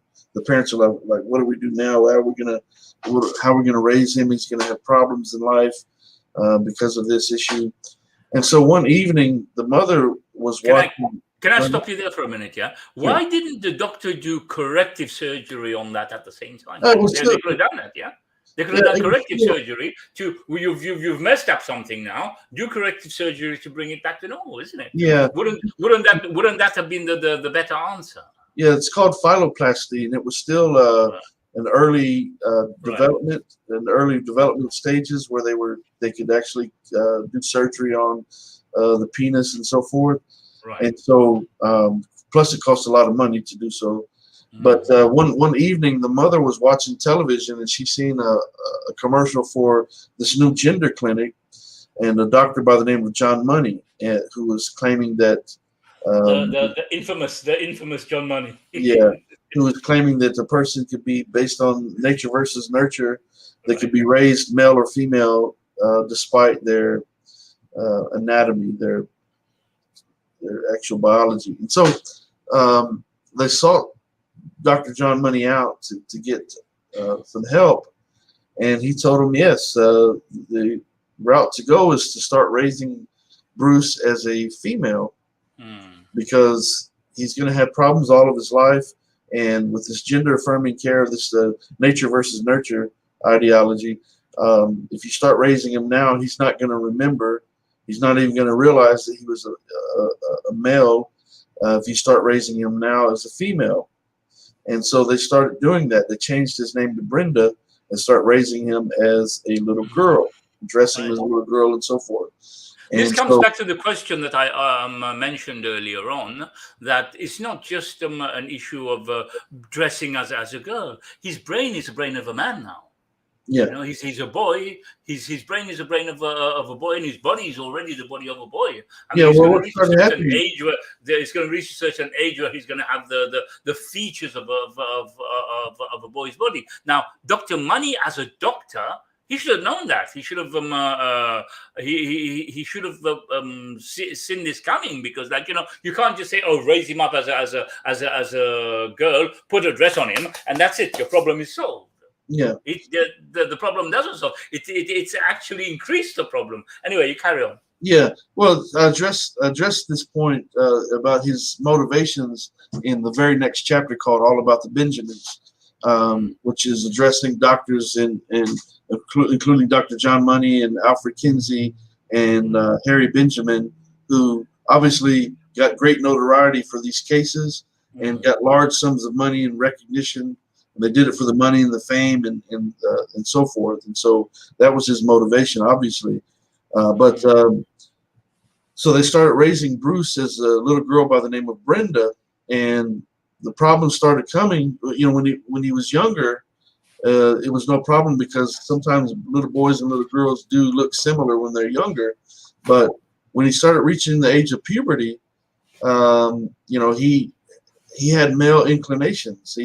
He was attracted to females. He wanted to do boy things. He didn't want to play with the girls. He wanted to play with the boys.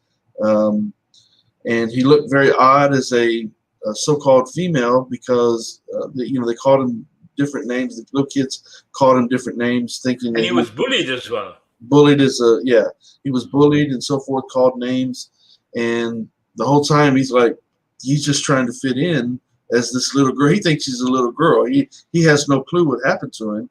All he knows is that he's different. And so when these issues started arising, they started establishing routine visits to Dr. Money. Dr. Money starts videotaping these interactions and documenting them and so forth.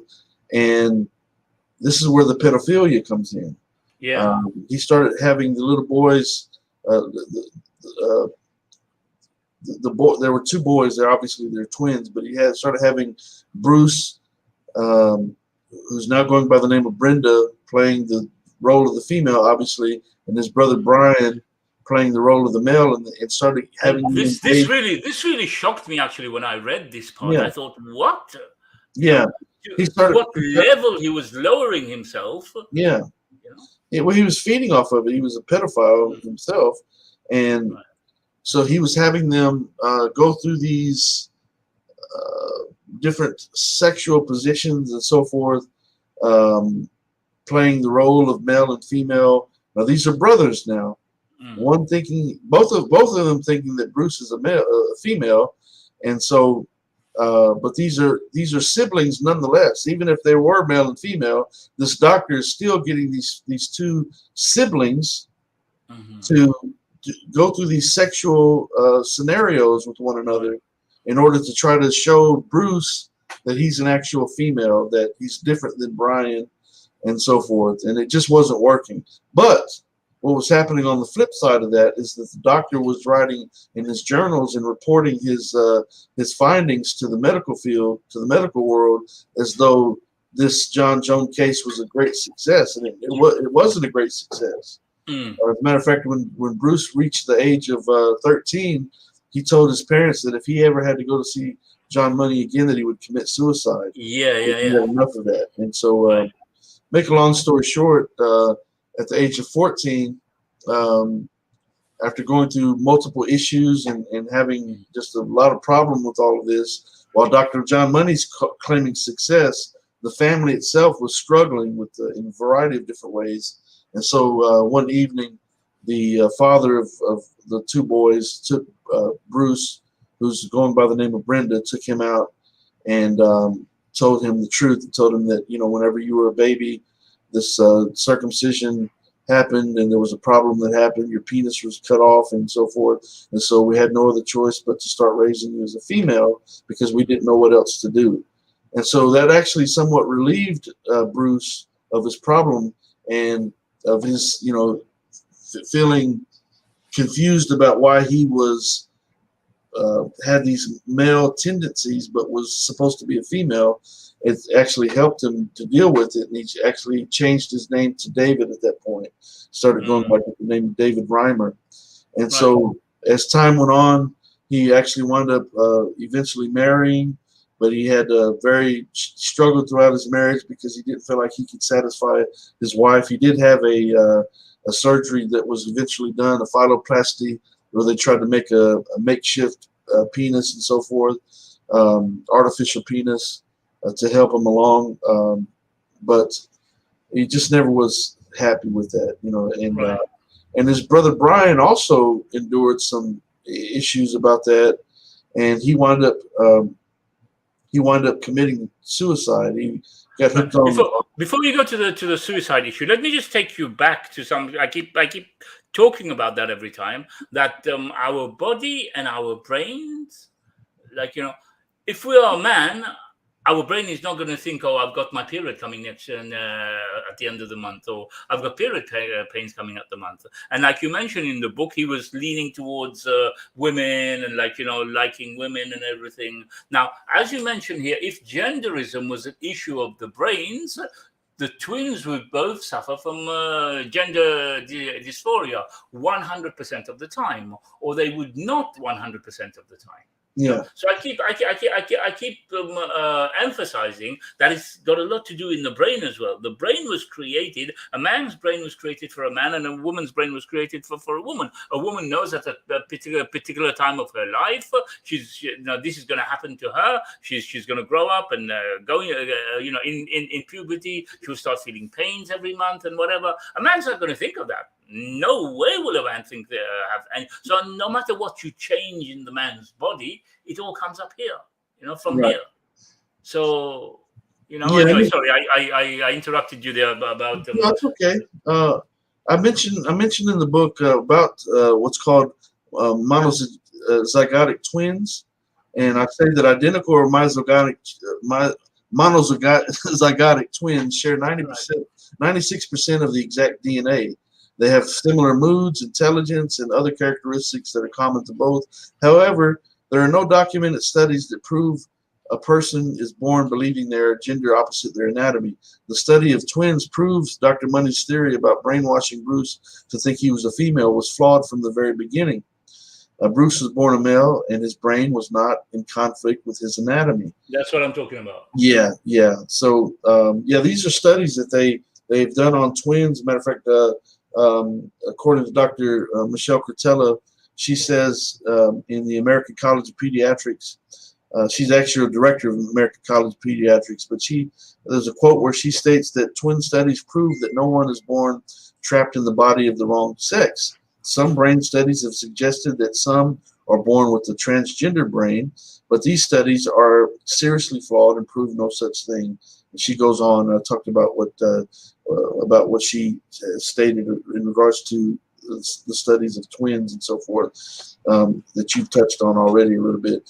And so obviously Bruce, who eventually changed his name to David, who was also going by the name of Brenda. So it was kind of hard for me to explain all that in that chapter. Hopefully I did a good job of explaining. Very, very good job. I kind of like I said, I enjoyed reading it because I had never known of this before. Yeah. I'd never heard of this before. And when I was reading it in the book, and this is what I said to you, the amount of words that you've actually used in there, some of them that I'd never come across. So while I was reading it on my laptop, I had my phone with me, and I was just keying in these words and thinking, the brother's done some research here. The brother's done some research here, kind of thing. A lot of words I'd never heard of, alhamdulillah. So it was very interesting, Yeah.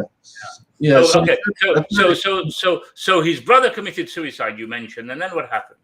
Well, a couple of years later, he had finally received money from the hospital, Johns Hopkins University, for the botched circumcision and so forth, which wasn't a lot of money. It was only like $60,000. And he invested that money with a man who actually double-crossed him and ran off with his money. And so left him and his family in a financial bind. At the same time, he was having issues with his wife. He didn't feel adequate as a husband and so forth. He was trying his best. He was a good father and so forth, but he just issue after issue, still being affected by what transpired during his childhood. And so a couple of years after his brother committed suicide, he kind of blamed himself for it, even though it wasn't his fault at all. Right. He kind of blamed himself for it, and his relationship with his brother was always a bit flawed, to say the least, because again, Dr. John Money had them performing sexual acts on one another as children, and that's just not healthy. And especially once they both come to the understanding that, wait a minute, Bruce or Brenda wasn't actually Brenda at all. Brenda was a boy as well. Right. And now they recall as children having gone through these sessions with Dr. John Money, many of which were recorded and videotaped, where they were doing these sexual acts on one another and so forth, and they just just messed up their relationship. And so because of all that, Brian wound up committing suicide. Some say it was a drug overdose, or that he took the drugs on purpose and committed suicide. It was designated a suicide. And then a couple of years after that, Bruce was still going through all of his struggles, and he went to his parents' house one day, and he got a shotgun and drove a couple of blocks down the road to a car wash and pulled into one of the car wash bays and killed himself with a shotgun. Well, you see, the two people took their lives because of an evil doctor like that, who easily, they could have done something to kind of replace his genitals the proper way that it should. He didn't have to then dress as a girl. He would not. Everything would have been solved. But because of that error that doctor done in laser, whatever, burnt it or whatever, and they didn't reconstruct it, that affected so many people, the parents, the children, and whatever. I was reading that and I was really touched by that because, like I said, I'd never come across that before. Yeah. And this kind of impacted the lives of many people there. It was very sad. Well, if you see the suicide issue, and the fact that these gender ideologies were initially embraced by the medical community, then they were debunked. Then the medical community is like, no, this is a big problem. Once the actual truth came out, because before the two brothers committed suicide, they actually got together and started going on talk shows. They went on Oprah Winfrey and so forth. Yeah, they were denouncing him.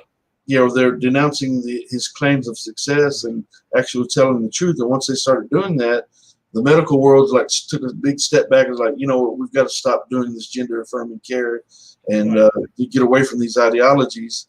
But the thing is, in current times, that's where all this came from. And so you see the two people in this John Jones case, they wind up killing themselves. And as we have discussed earlier, and I discussed in the book, that the suicide rate for the people in the transgender community is about 40 to 41%, and 19 times more likely people who transition are 19 times more likely to commit suicide. To go ahead and I think you do mention in the book as well that the LGBT community tried to hide this or something. Well, they don't want to talk about it. Right. It's something that many within the transgender community, they don't know the story themselves. They're not aware of it, especially the younger kids. That are so-called transitioning due to what's called the social contagion. It's referred to as a social contagion, or they're just doing it because their friends are doing it. They don't know about Dr. John Money and so forth, because the transgender community obviously is not going to tell these types of stories, because telling these types of stories opens up a can of worms. They don't want to be told, right? Can of worms. Okay, yeah. I'd like to remind you that you're watching O People of the Book, and we are broadcasting on O People of the Book. We are broadcasting also on Consider This TV, and we're also broadcasting on my Twitter, which is DO_Jam. Please support the Dawah. You can see the content that we're bringing you every day of the week. You can see, brother. I think this morning I saw one. I think on Facebook or whatever for you I think it was last night. For me it was this morning, Brother Kenny. There's plenty of times when Brother Muhammad of Kovet as well, always bringing other content. So please support the Dawah. If you can go to our Patreon and support the Dawah, because we are bringing you this type of material. And please, like brother mentioned earlier on, he left his email address. If you want to go back to it later on, if you didn't get it, go back to it and support this book, because like I said earlier on, you might read it today, you might just put it in a corner, somebody else might pick it up. It might save lives and it might save people from this fitna. Yeah. So please, support the book launch, and inshallah you will get them a copy in the post. Now, Something else I wanted to say, but I've lost my train of thought. But anyway, yeah. So we were talking about this now, how evil this was, and how these people were gaining from it, how these people were making money from it, like, you know. And I'm sure many of them, no disrespect to Christians or whatever, but I'm sure many of them who were involved in this thing would have had crosses around their necks and would have been talking Jesus, Jesus, Jesus every time, yet they would have been involved in something like this. And yet you get people on the other side who are slandering the Prophet ﷺ day in, day out and everything, you know. And yet, I mean, they're involved in this type of thing, and the pedophilia that took place and everything is very sad. It is very sad to kind of, like, you know, read things like this and like, you know, when you sit down and you think about it, especially somebody like me who teaches aqidah, who teaches fiqh, you know, and you relate all this together, that these people don't have God in their lives. These people are following shaitan, basically. You know? Otherwise, they would have sat down and thought, no, this is forbidden. I will not go close to it. But you can see how the doctor were getting two brothers to have incestuous sex between each other without even having any conscience or any remorse or whatever. Yeah, it's really, I mean, think about that. Yeah, think about that for a second. Being a man and just an adult, period, to put these two children, be they male or female or sibling or not sibling, seeing these children and encouraging them and actually making them strip their clothes off and get in these sexual positions and perform these sexual acts on one another, while you sit there and video record it and take notes and just sit there and observe and so forth. Only a pedophile does that. Yes. Because a normal person doesn't want to see two little kids engaged in sexual activities with anyone. And so only a pervert would do that. And so that's where these ideologies literally come from. Yeah, and if there's anyone out there who's watching this and want to challenge us on whatever, that means you support that ideology yourself, you know. Yeah. Which is a disgusting ideology, which is shocking, really, what happened in this case. And if you're going to come now and try and challenge us on it, that means you support the incestuous, the what do you call it, pedophilia, and you support this ideology that a man can today. Yeah, we mentioned earlier on about these sports people who are big bodybuilders and everything. And suddenly they become a woman. I mean, It really doesn't. I can't figure it out. I mean, like, you know, you're a macho man. Here you're a macho man. Like, you know, women all around you and everything. I mean, I'm not promoting anything, like, you know. Sure. I'm just saying things that are true now. Like, you know, you're a macho man. Women all around you. You know, and God has gifted you with a body. And then suddenly you just sit down and shaitan comes to your mind, what's in your mind, and I want to become a woman. You know, I'm not happy with becoming with a man now. I want to become a woman, so I just change myself, just like Bruce Jenner. You know, Bruce Jenner. This guy was actually an Olympic sportsman. You know, an Olympic star, basically. Like, you know, what was missing in his life? He was married, he had children and everything. He was a handsome man. Exactly. He had a beautiful wife as well, you know? Yeah, beautiful wife, in great shape, you know, God-given talents and so forth. Exactly. But still just not happy with himself. But instead of getting this, and then on top of that, being around the Kardashians and so forth, I mean, that's evil within itself. There's no doubt about that. But despite all the gifts that Allah subhanahu wa ta'ala has given, these people are just not happy, and they think that they can change themselves and by changing themselves, they're going to change their circumstances. But no, you're not. You're still Bruce Jenner. Yes. And I mentioned in the book that I would still call him Bruce to his face. I'm going to call him Bruce because I seen him on the Wheaties box when I was a kid. And it was Bruce Jenner on the Wheaties box. And I can't say it was Caitlyn on the Wheaties box. And I can't pretend that this person who's dressed in a dress and walking around awkwardly in high heels is not the Bruce Jenner guy that I seen on the Wheaties box in the 70s, in the 80s. You see, the thing is now, rather than, okay, if these thoughts came to your mind, these urges came to your mind, why don't you go for counseling? Why don't you go to a doctor who will say, okay, what you're doing is wrong now. Don't do that. Don't do that. No. Don't take these tablets.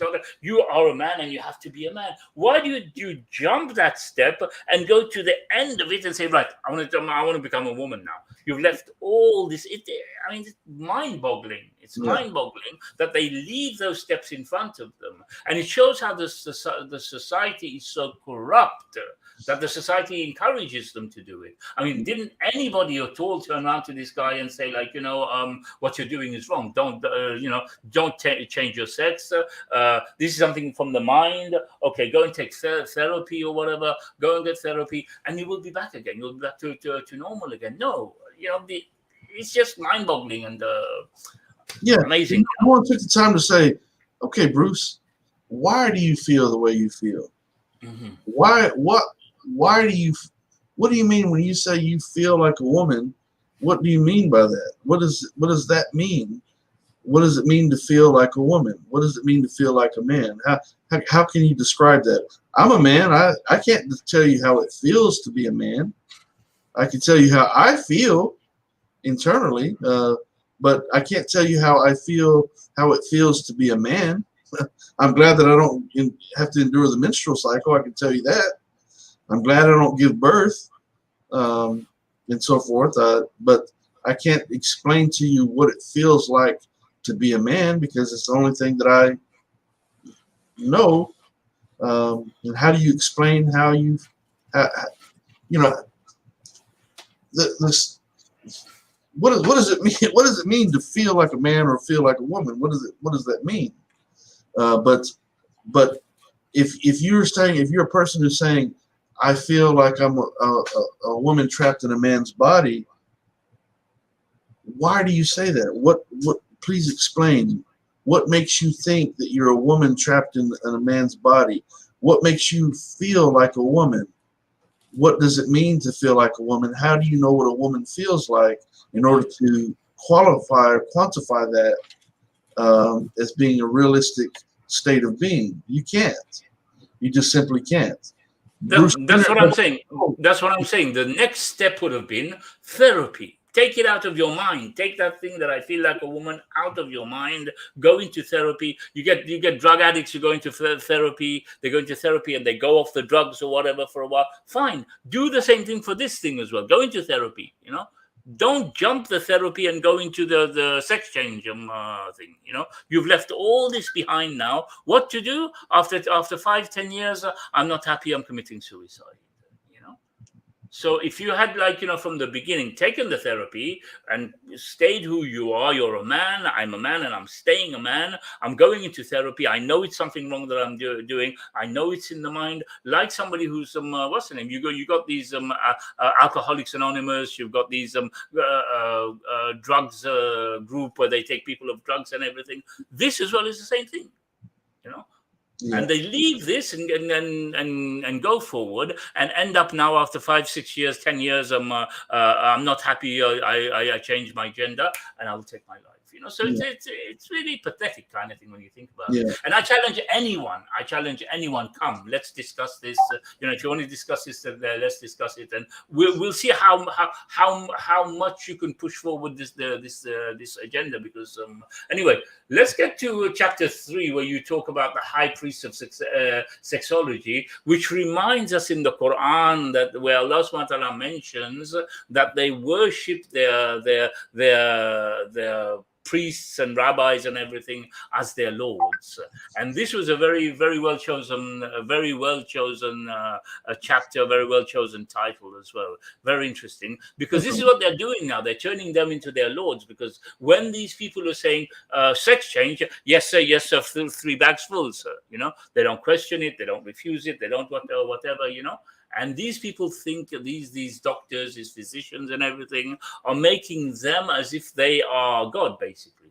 So, if you couldn't talk a bit more about that. I think this was one of the chapters I finished on this chapter, and I think I've moved on to chapter 4. But these were the 3 chapters that I actually read thoroughly and really enjoyed.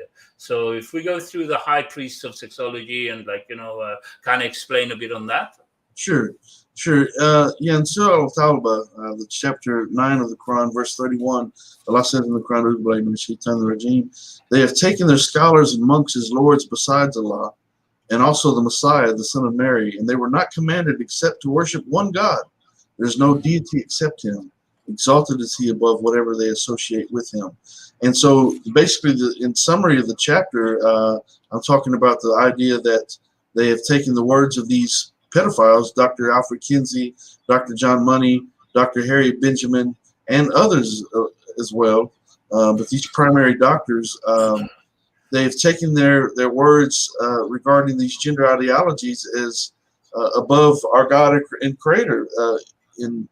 When it boils down to it, these people who support the transgender movement and the gender ideology, gender affirming care, and all that, they're totally pushing our God, our Creator, to the side. He doesn't matter. What matters is what these doctors say that are on board with this gender affirming care. And so, that's what I'm summarizing in this chapter. Matter of fact, let me read the first paragraph. It says, some people refer to doctors, physicians, surgeons, and psychiatrists as the high priests and monks of science and psychology. High priests are people who hold a position of power and influence as recognized and respected authorities in a field of study, a doctrine, art, or a movement. They establish the rules for society that are meant to benefit all, but sometimes those rules cause more harm than good. That even applies to rules established by members of the medical community who are responsible for setting the acceptable standards of care for their patients. One last paragraph here. Many science-minded people embrace agnostic or atheistic worldviews. Because they're not God-conscious, they often create their own standards of subjective morality. To use a religious analogy, in the early days of Christianity, only the priests and monks had access to religious writings. Common people weren't allowed to access those documents, let alone allowed to read them. They were taught what to think and believe by monks and priests, and they were not allowed to question the authority of the church. Doing so could have you labeled as a heretic and placed at risk of being burnt at the stake. The issues circulating around the transgender movement of today are not so different. The ideologies of the proverbial high priests and monks of the medical world, where transgenderism is concerned, are being propagated amongst the masses, and those who reject those ideologies are ostracized or silenced in the flames of cancel culture. This is not to suggest that everyone in the medical field lacks a God consciousness. However, the message being distributed to the masses by many within the community regarding the treatment for so-called transgender people, gender ideologies, and gender-affirming care are certainly void of any recognizable elements that demonstrate the acknowledgement of a Creator, blessed and exalted is He. So I go throughout the course of this chapter talking about the influence of these doctors and their ideologies. And remember, Dr. Alfred Kinsey, which we haven't touched on much, and I don't have much longer, brother, to be on. I've got to get with my son here shortly. But Dr. Alfred Kinsey, Dr. Harry Benjamin, Dr. John Money, Dr. Money, and Dr. Kinsey in particular, these are pedophiles. But anyone who supports these ideas are embracing this pedophilic, demon, very evil, vile ideologies that come from Satan himself. And so because they put so much emphasis on the words of these people, matter of fact, Dr. Alfred Kinsey is recognized as the father of the sexual revolution. So we have one doctor who his title is the father of the sexual revolution, working with the so-called father of gender ideologies. Now they're coming together with Dr. Harry Benjamin and others, and these are the high priests and monks of the medical world whose ideologies and belief systems are being embraced by people in current times, just as people embrace views. I'm not attacking Christianity, but I just got to be real with it. Embracing these ideologies that were established by the church that are flawed through and through and contradictory through and through, and taking the focus off of our God, our Creator, and placing it on creation. It's the same thing happening now, just in a slightly different set of circumstances, where you're taking focus off the Creator and placing it onto the creation, and glorifying the words of man and glorifying man in place of the Creator himself. And so that's what I'm basically summarizing within this chapter, and it's very interesting. How much long have you got to go? I'm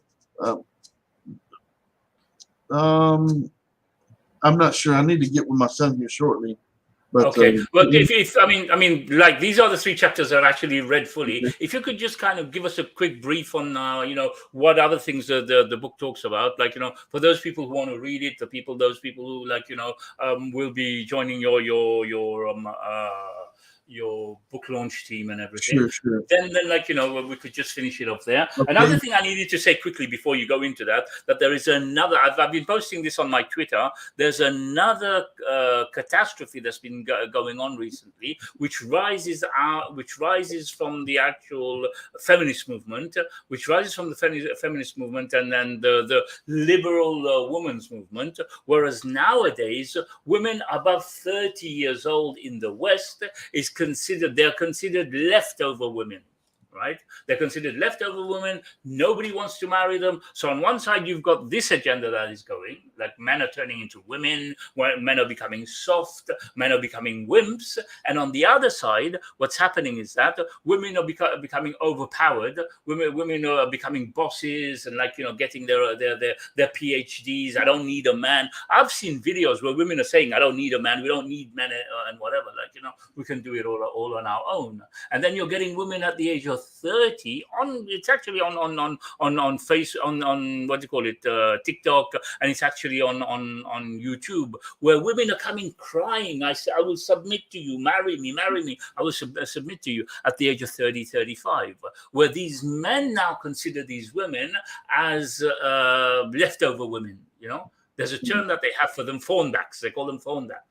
So you've got this issue now that you mentioned about, that is destroying the society, turning men into women, turning men into softies, and on the other side, empowering women more than they should be empowered, making the woman like, we don't need men anymore. And what's happening? You're getting a lot of women now who are ending up becoming old and not being married. Yeah. So the only solution is look into Islam. These ladies who are having these problems, look into Islam. If you haven't read the Quran, read the Quran. Your solution is in Islam. I've been doing a lot of research on this recently. I've been watching a lot of videos about this, and this is something that even China has gone through it. India has gone through it. India has got 70 million women over 30 years old who are unmarried.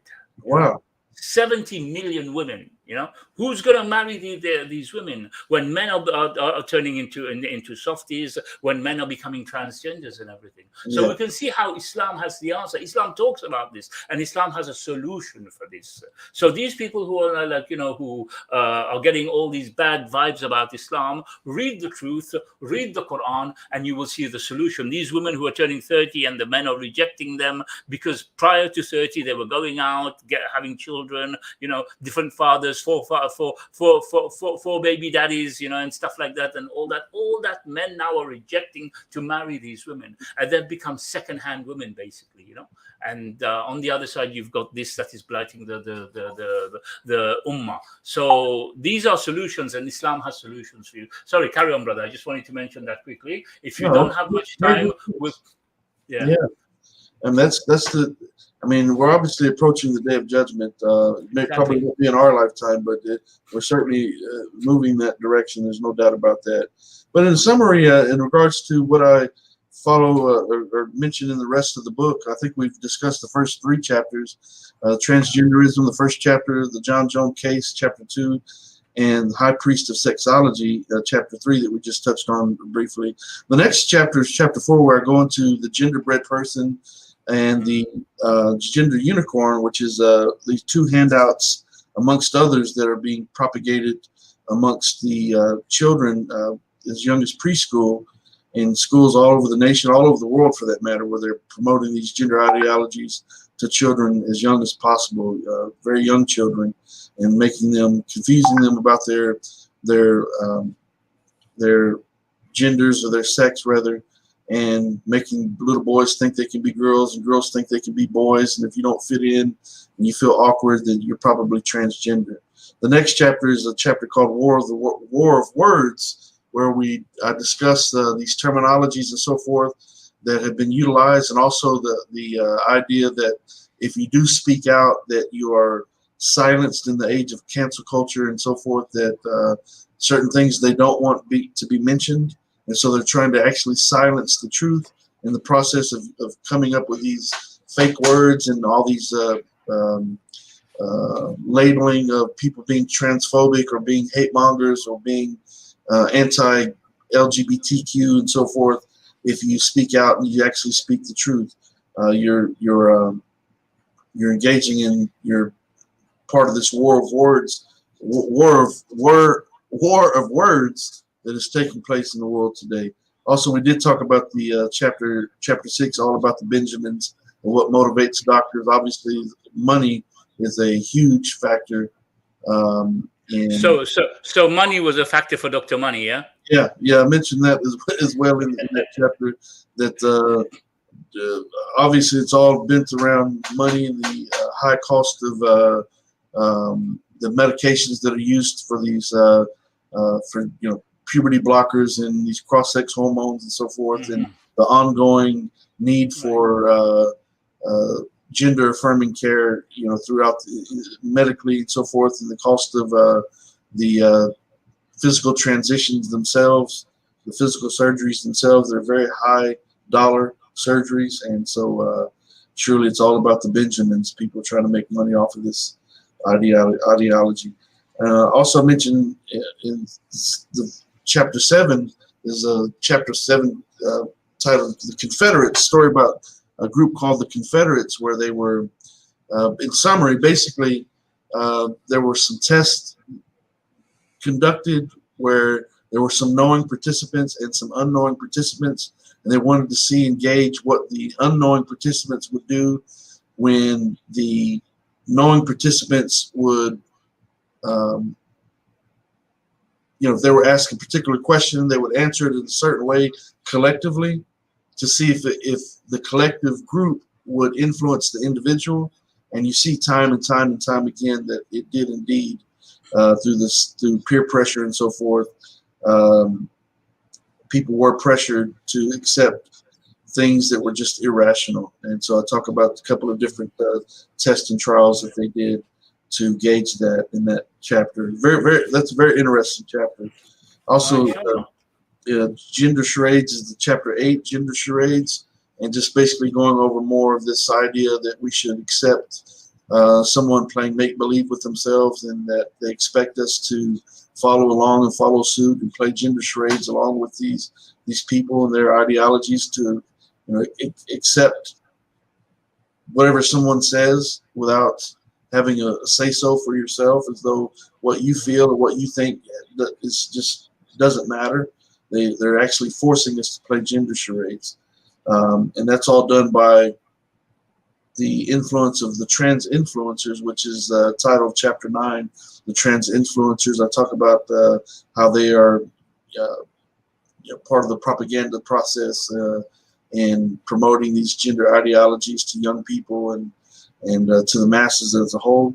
And then I summarize with the chapter 10, nature versus nurture, and go into more about that, about what actual biology versus actually says versus these ideologies of this gender affirming care and gender ideologies, as opposed to what nature and biology and the truth of our Creator actually says. And then I have the conclusion and the final word and so forth. And then I've got some stuff at the back of the book, the terms that they use, and also the examples of the handouts of the genderbread person and the gender unicorn and so forth.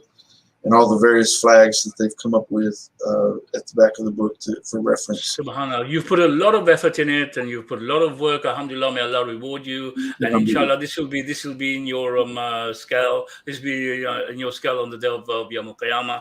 And inshallah, maybe and may Allah give you more knowledge on other things as well. So in the future, maybe we'll be expecting other books on other good subjects. And also, the subject that I was just talking about this thing about the women. Maybe sometime, if we have time, we can do a show about that and put the facts in front of the people and invite them to Islam, knowing that Islam doesn't discriminate. A woman, whether she's 30, 40, 50, like, the Prophet ﷺ married them, widows and divorcees and everything. But today what they're doing, women between the age of 18 to 26 to 30, they're getting them pregnant. Once they're pregnant, then they no man wants to marry them anymore. No man wants to feed the seed of another man. I've been hearing that a lot on YouTube and everything. And some of these people call themselves Christians. Some of these people who are spreading this around. Once a woman is 30 years old, nobody wants to know her. So anyway, these things, alhamdulillah, we need to inform people about this.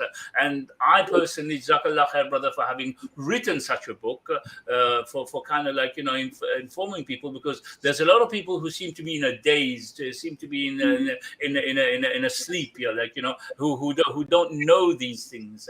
And you've done a lot of research, and you've brought that to the brothers and sisters, and I hope Allah rewards you for it and gives you more knowledge and puts that on your scale of good deeds on the day of Yawm al-Qiyamah. Alhamdulillah. I encourage everyone, I'm just trying to do my part, brother, and I thank you for giving me an opportunity to come on and talk about this. Obviously, you feel strongly about it as well, and may Allah bless you just the same, inshallah, for your heartfelt, devotion to maintaining the truth of our God, our Creator, Allah subhanahu wa ta'ala. And so I do encourage everyone to do their part as well, and to not accept these gender ideologies. We can approach this from a civil manner and not be controversial or not be confrontational. Rather, we can be decent and deal with it in a respectful manner, but it needs to be dealt with without bending the truth in the least. We cannot compromise the truth of our God, our Creator, Allah subhanahu wa ta'ala. Be you Christian, Muslim, Jew. If you're a God-conscious person, I do encourage each and every person out there to uphold the truth that only our God, our Creator, has put in place regarding our biology and males being males and females being females, and nothing more than those two things. And you can't be a combination of the two, and vice versa. You can't switch back and forth on a whim. That's just a fact of reality that our God and Creator created us in a certain fashion, and that's all there is to it. Like it or not, that's all there is to it. And surely a God-conscious person should be totally satisfied with that and be willing to speak up and defend the truth of our God and Creator at all costs. And so that's all I'm trying to do, and I do encourage everyone to do their part as well. So I encourage you when the book is out, please spread it to your friends, and if you can support the dawah, support the brother, buy the book. And some of you who've done the what's the name, the book launch, maybe you will get a free copy. But those of you who haven't, encourage your friends to go out there and hit that bell so hard that everyone will know about it on the day that it's been released. That you can, because this is very important. We need to inform people about this, people who are not aware about this. So you said it's the 5th of September, right? Yes, sir. Yes, sir. Yeah, September 5th. So go out there and whether it's through Amazon or wherever you can get hold of the book, get yourself a copy, read it, and spread it to others. Inshallah. Right. If you don't have any more to say, I'd just like to remind people that I didn't care about mad cow's disease, because I consider myself I identify myself as a rabbit. As from today, I identify myself as a rabbit. So whether there's mad cow's disease out there, I don't give a damn. I'm a rabbit anyway. So anyway, jazakallah everybody for having attended, and I thank you. And inshallah, remember on Thursdays I've got my Sira session, and now I've finished the fiqh session, and I'm finishing the Aqidah session. So next Saturday or maybe Sunday again, I'll bring it back to its place. The book Radiance of Faith on O People of the Book. So Jazakallah khair, and Jazakallah khair, brother, for having accepted my invitation, and maybe we can do it again some other time, and we can go through other things as well. Inshallah. Thank you, brother. Jazakallah khair. Assalamu alaikum. Assalamu alaikum wa rahmatullahi wa barakatuh.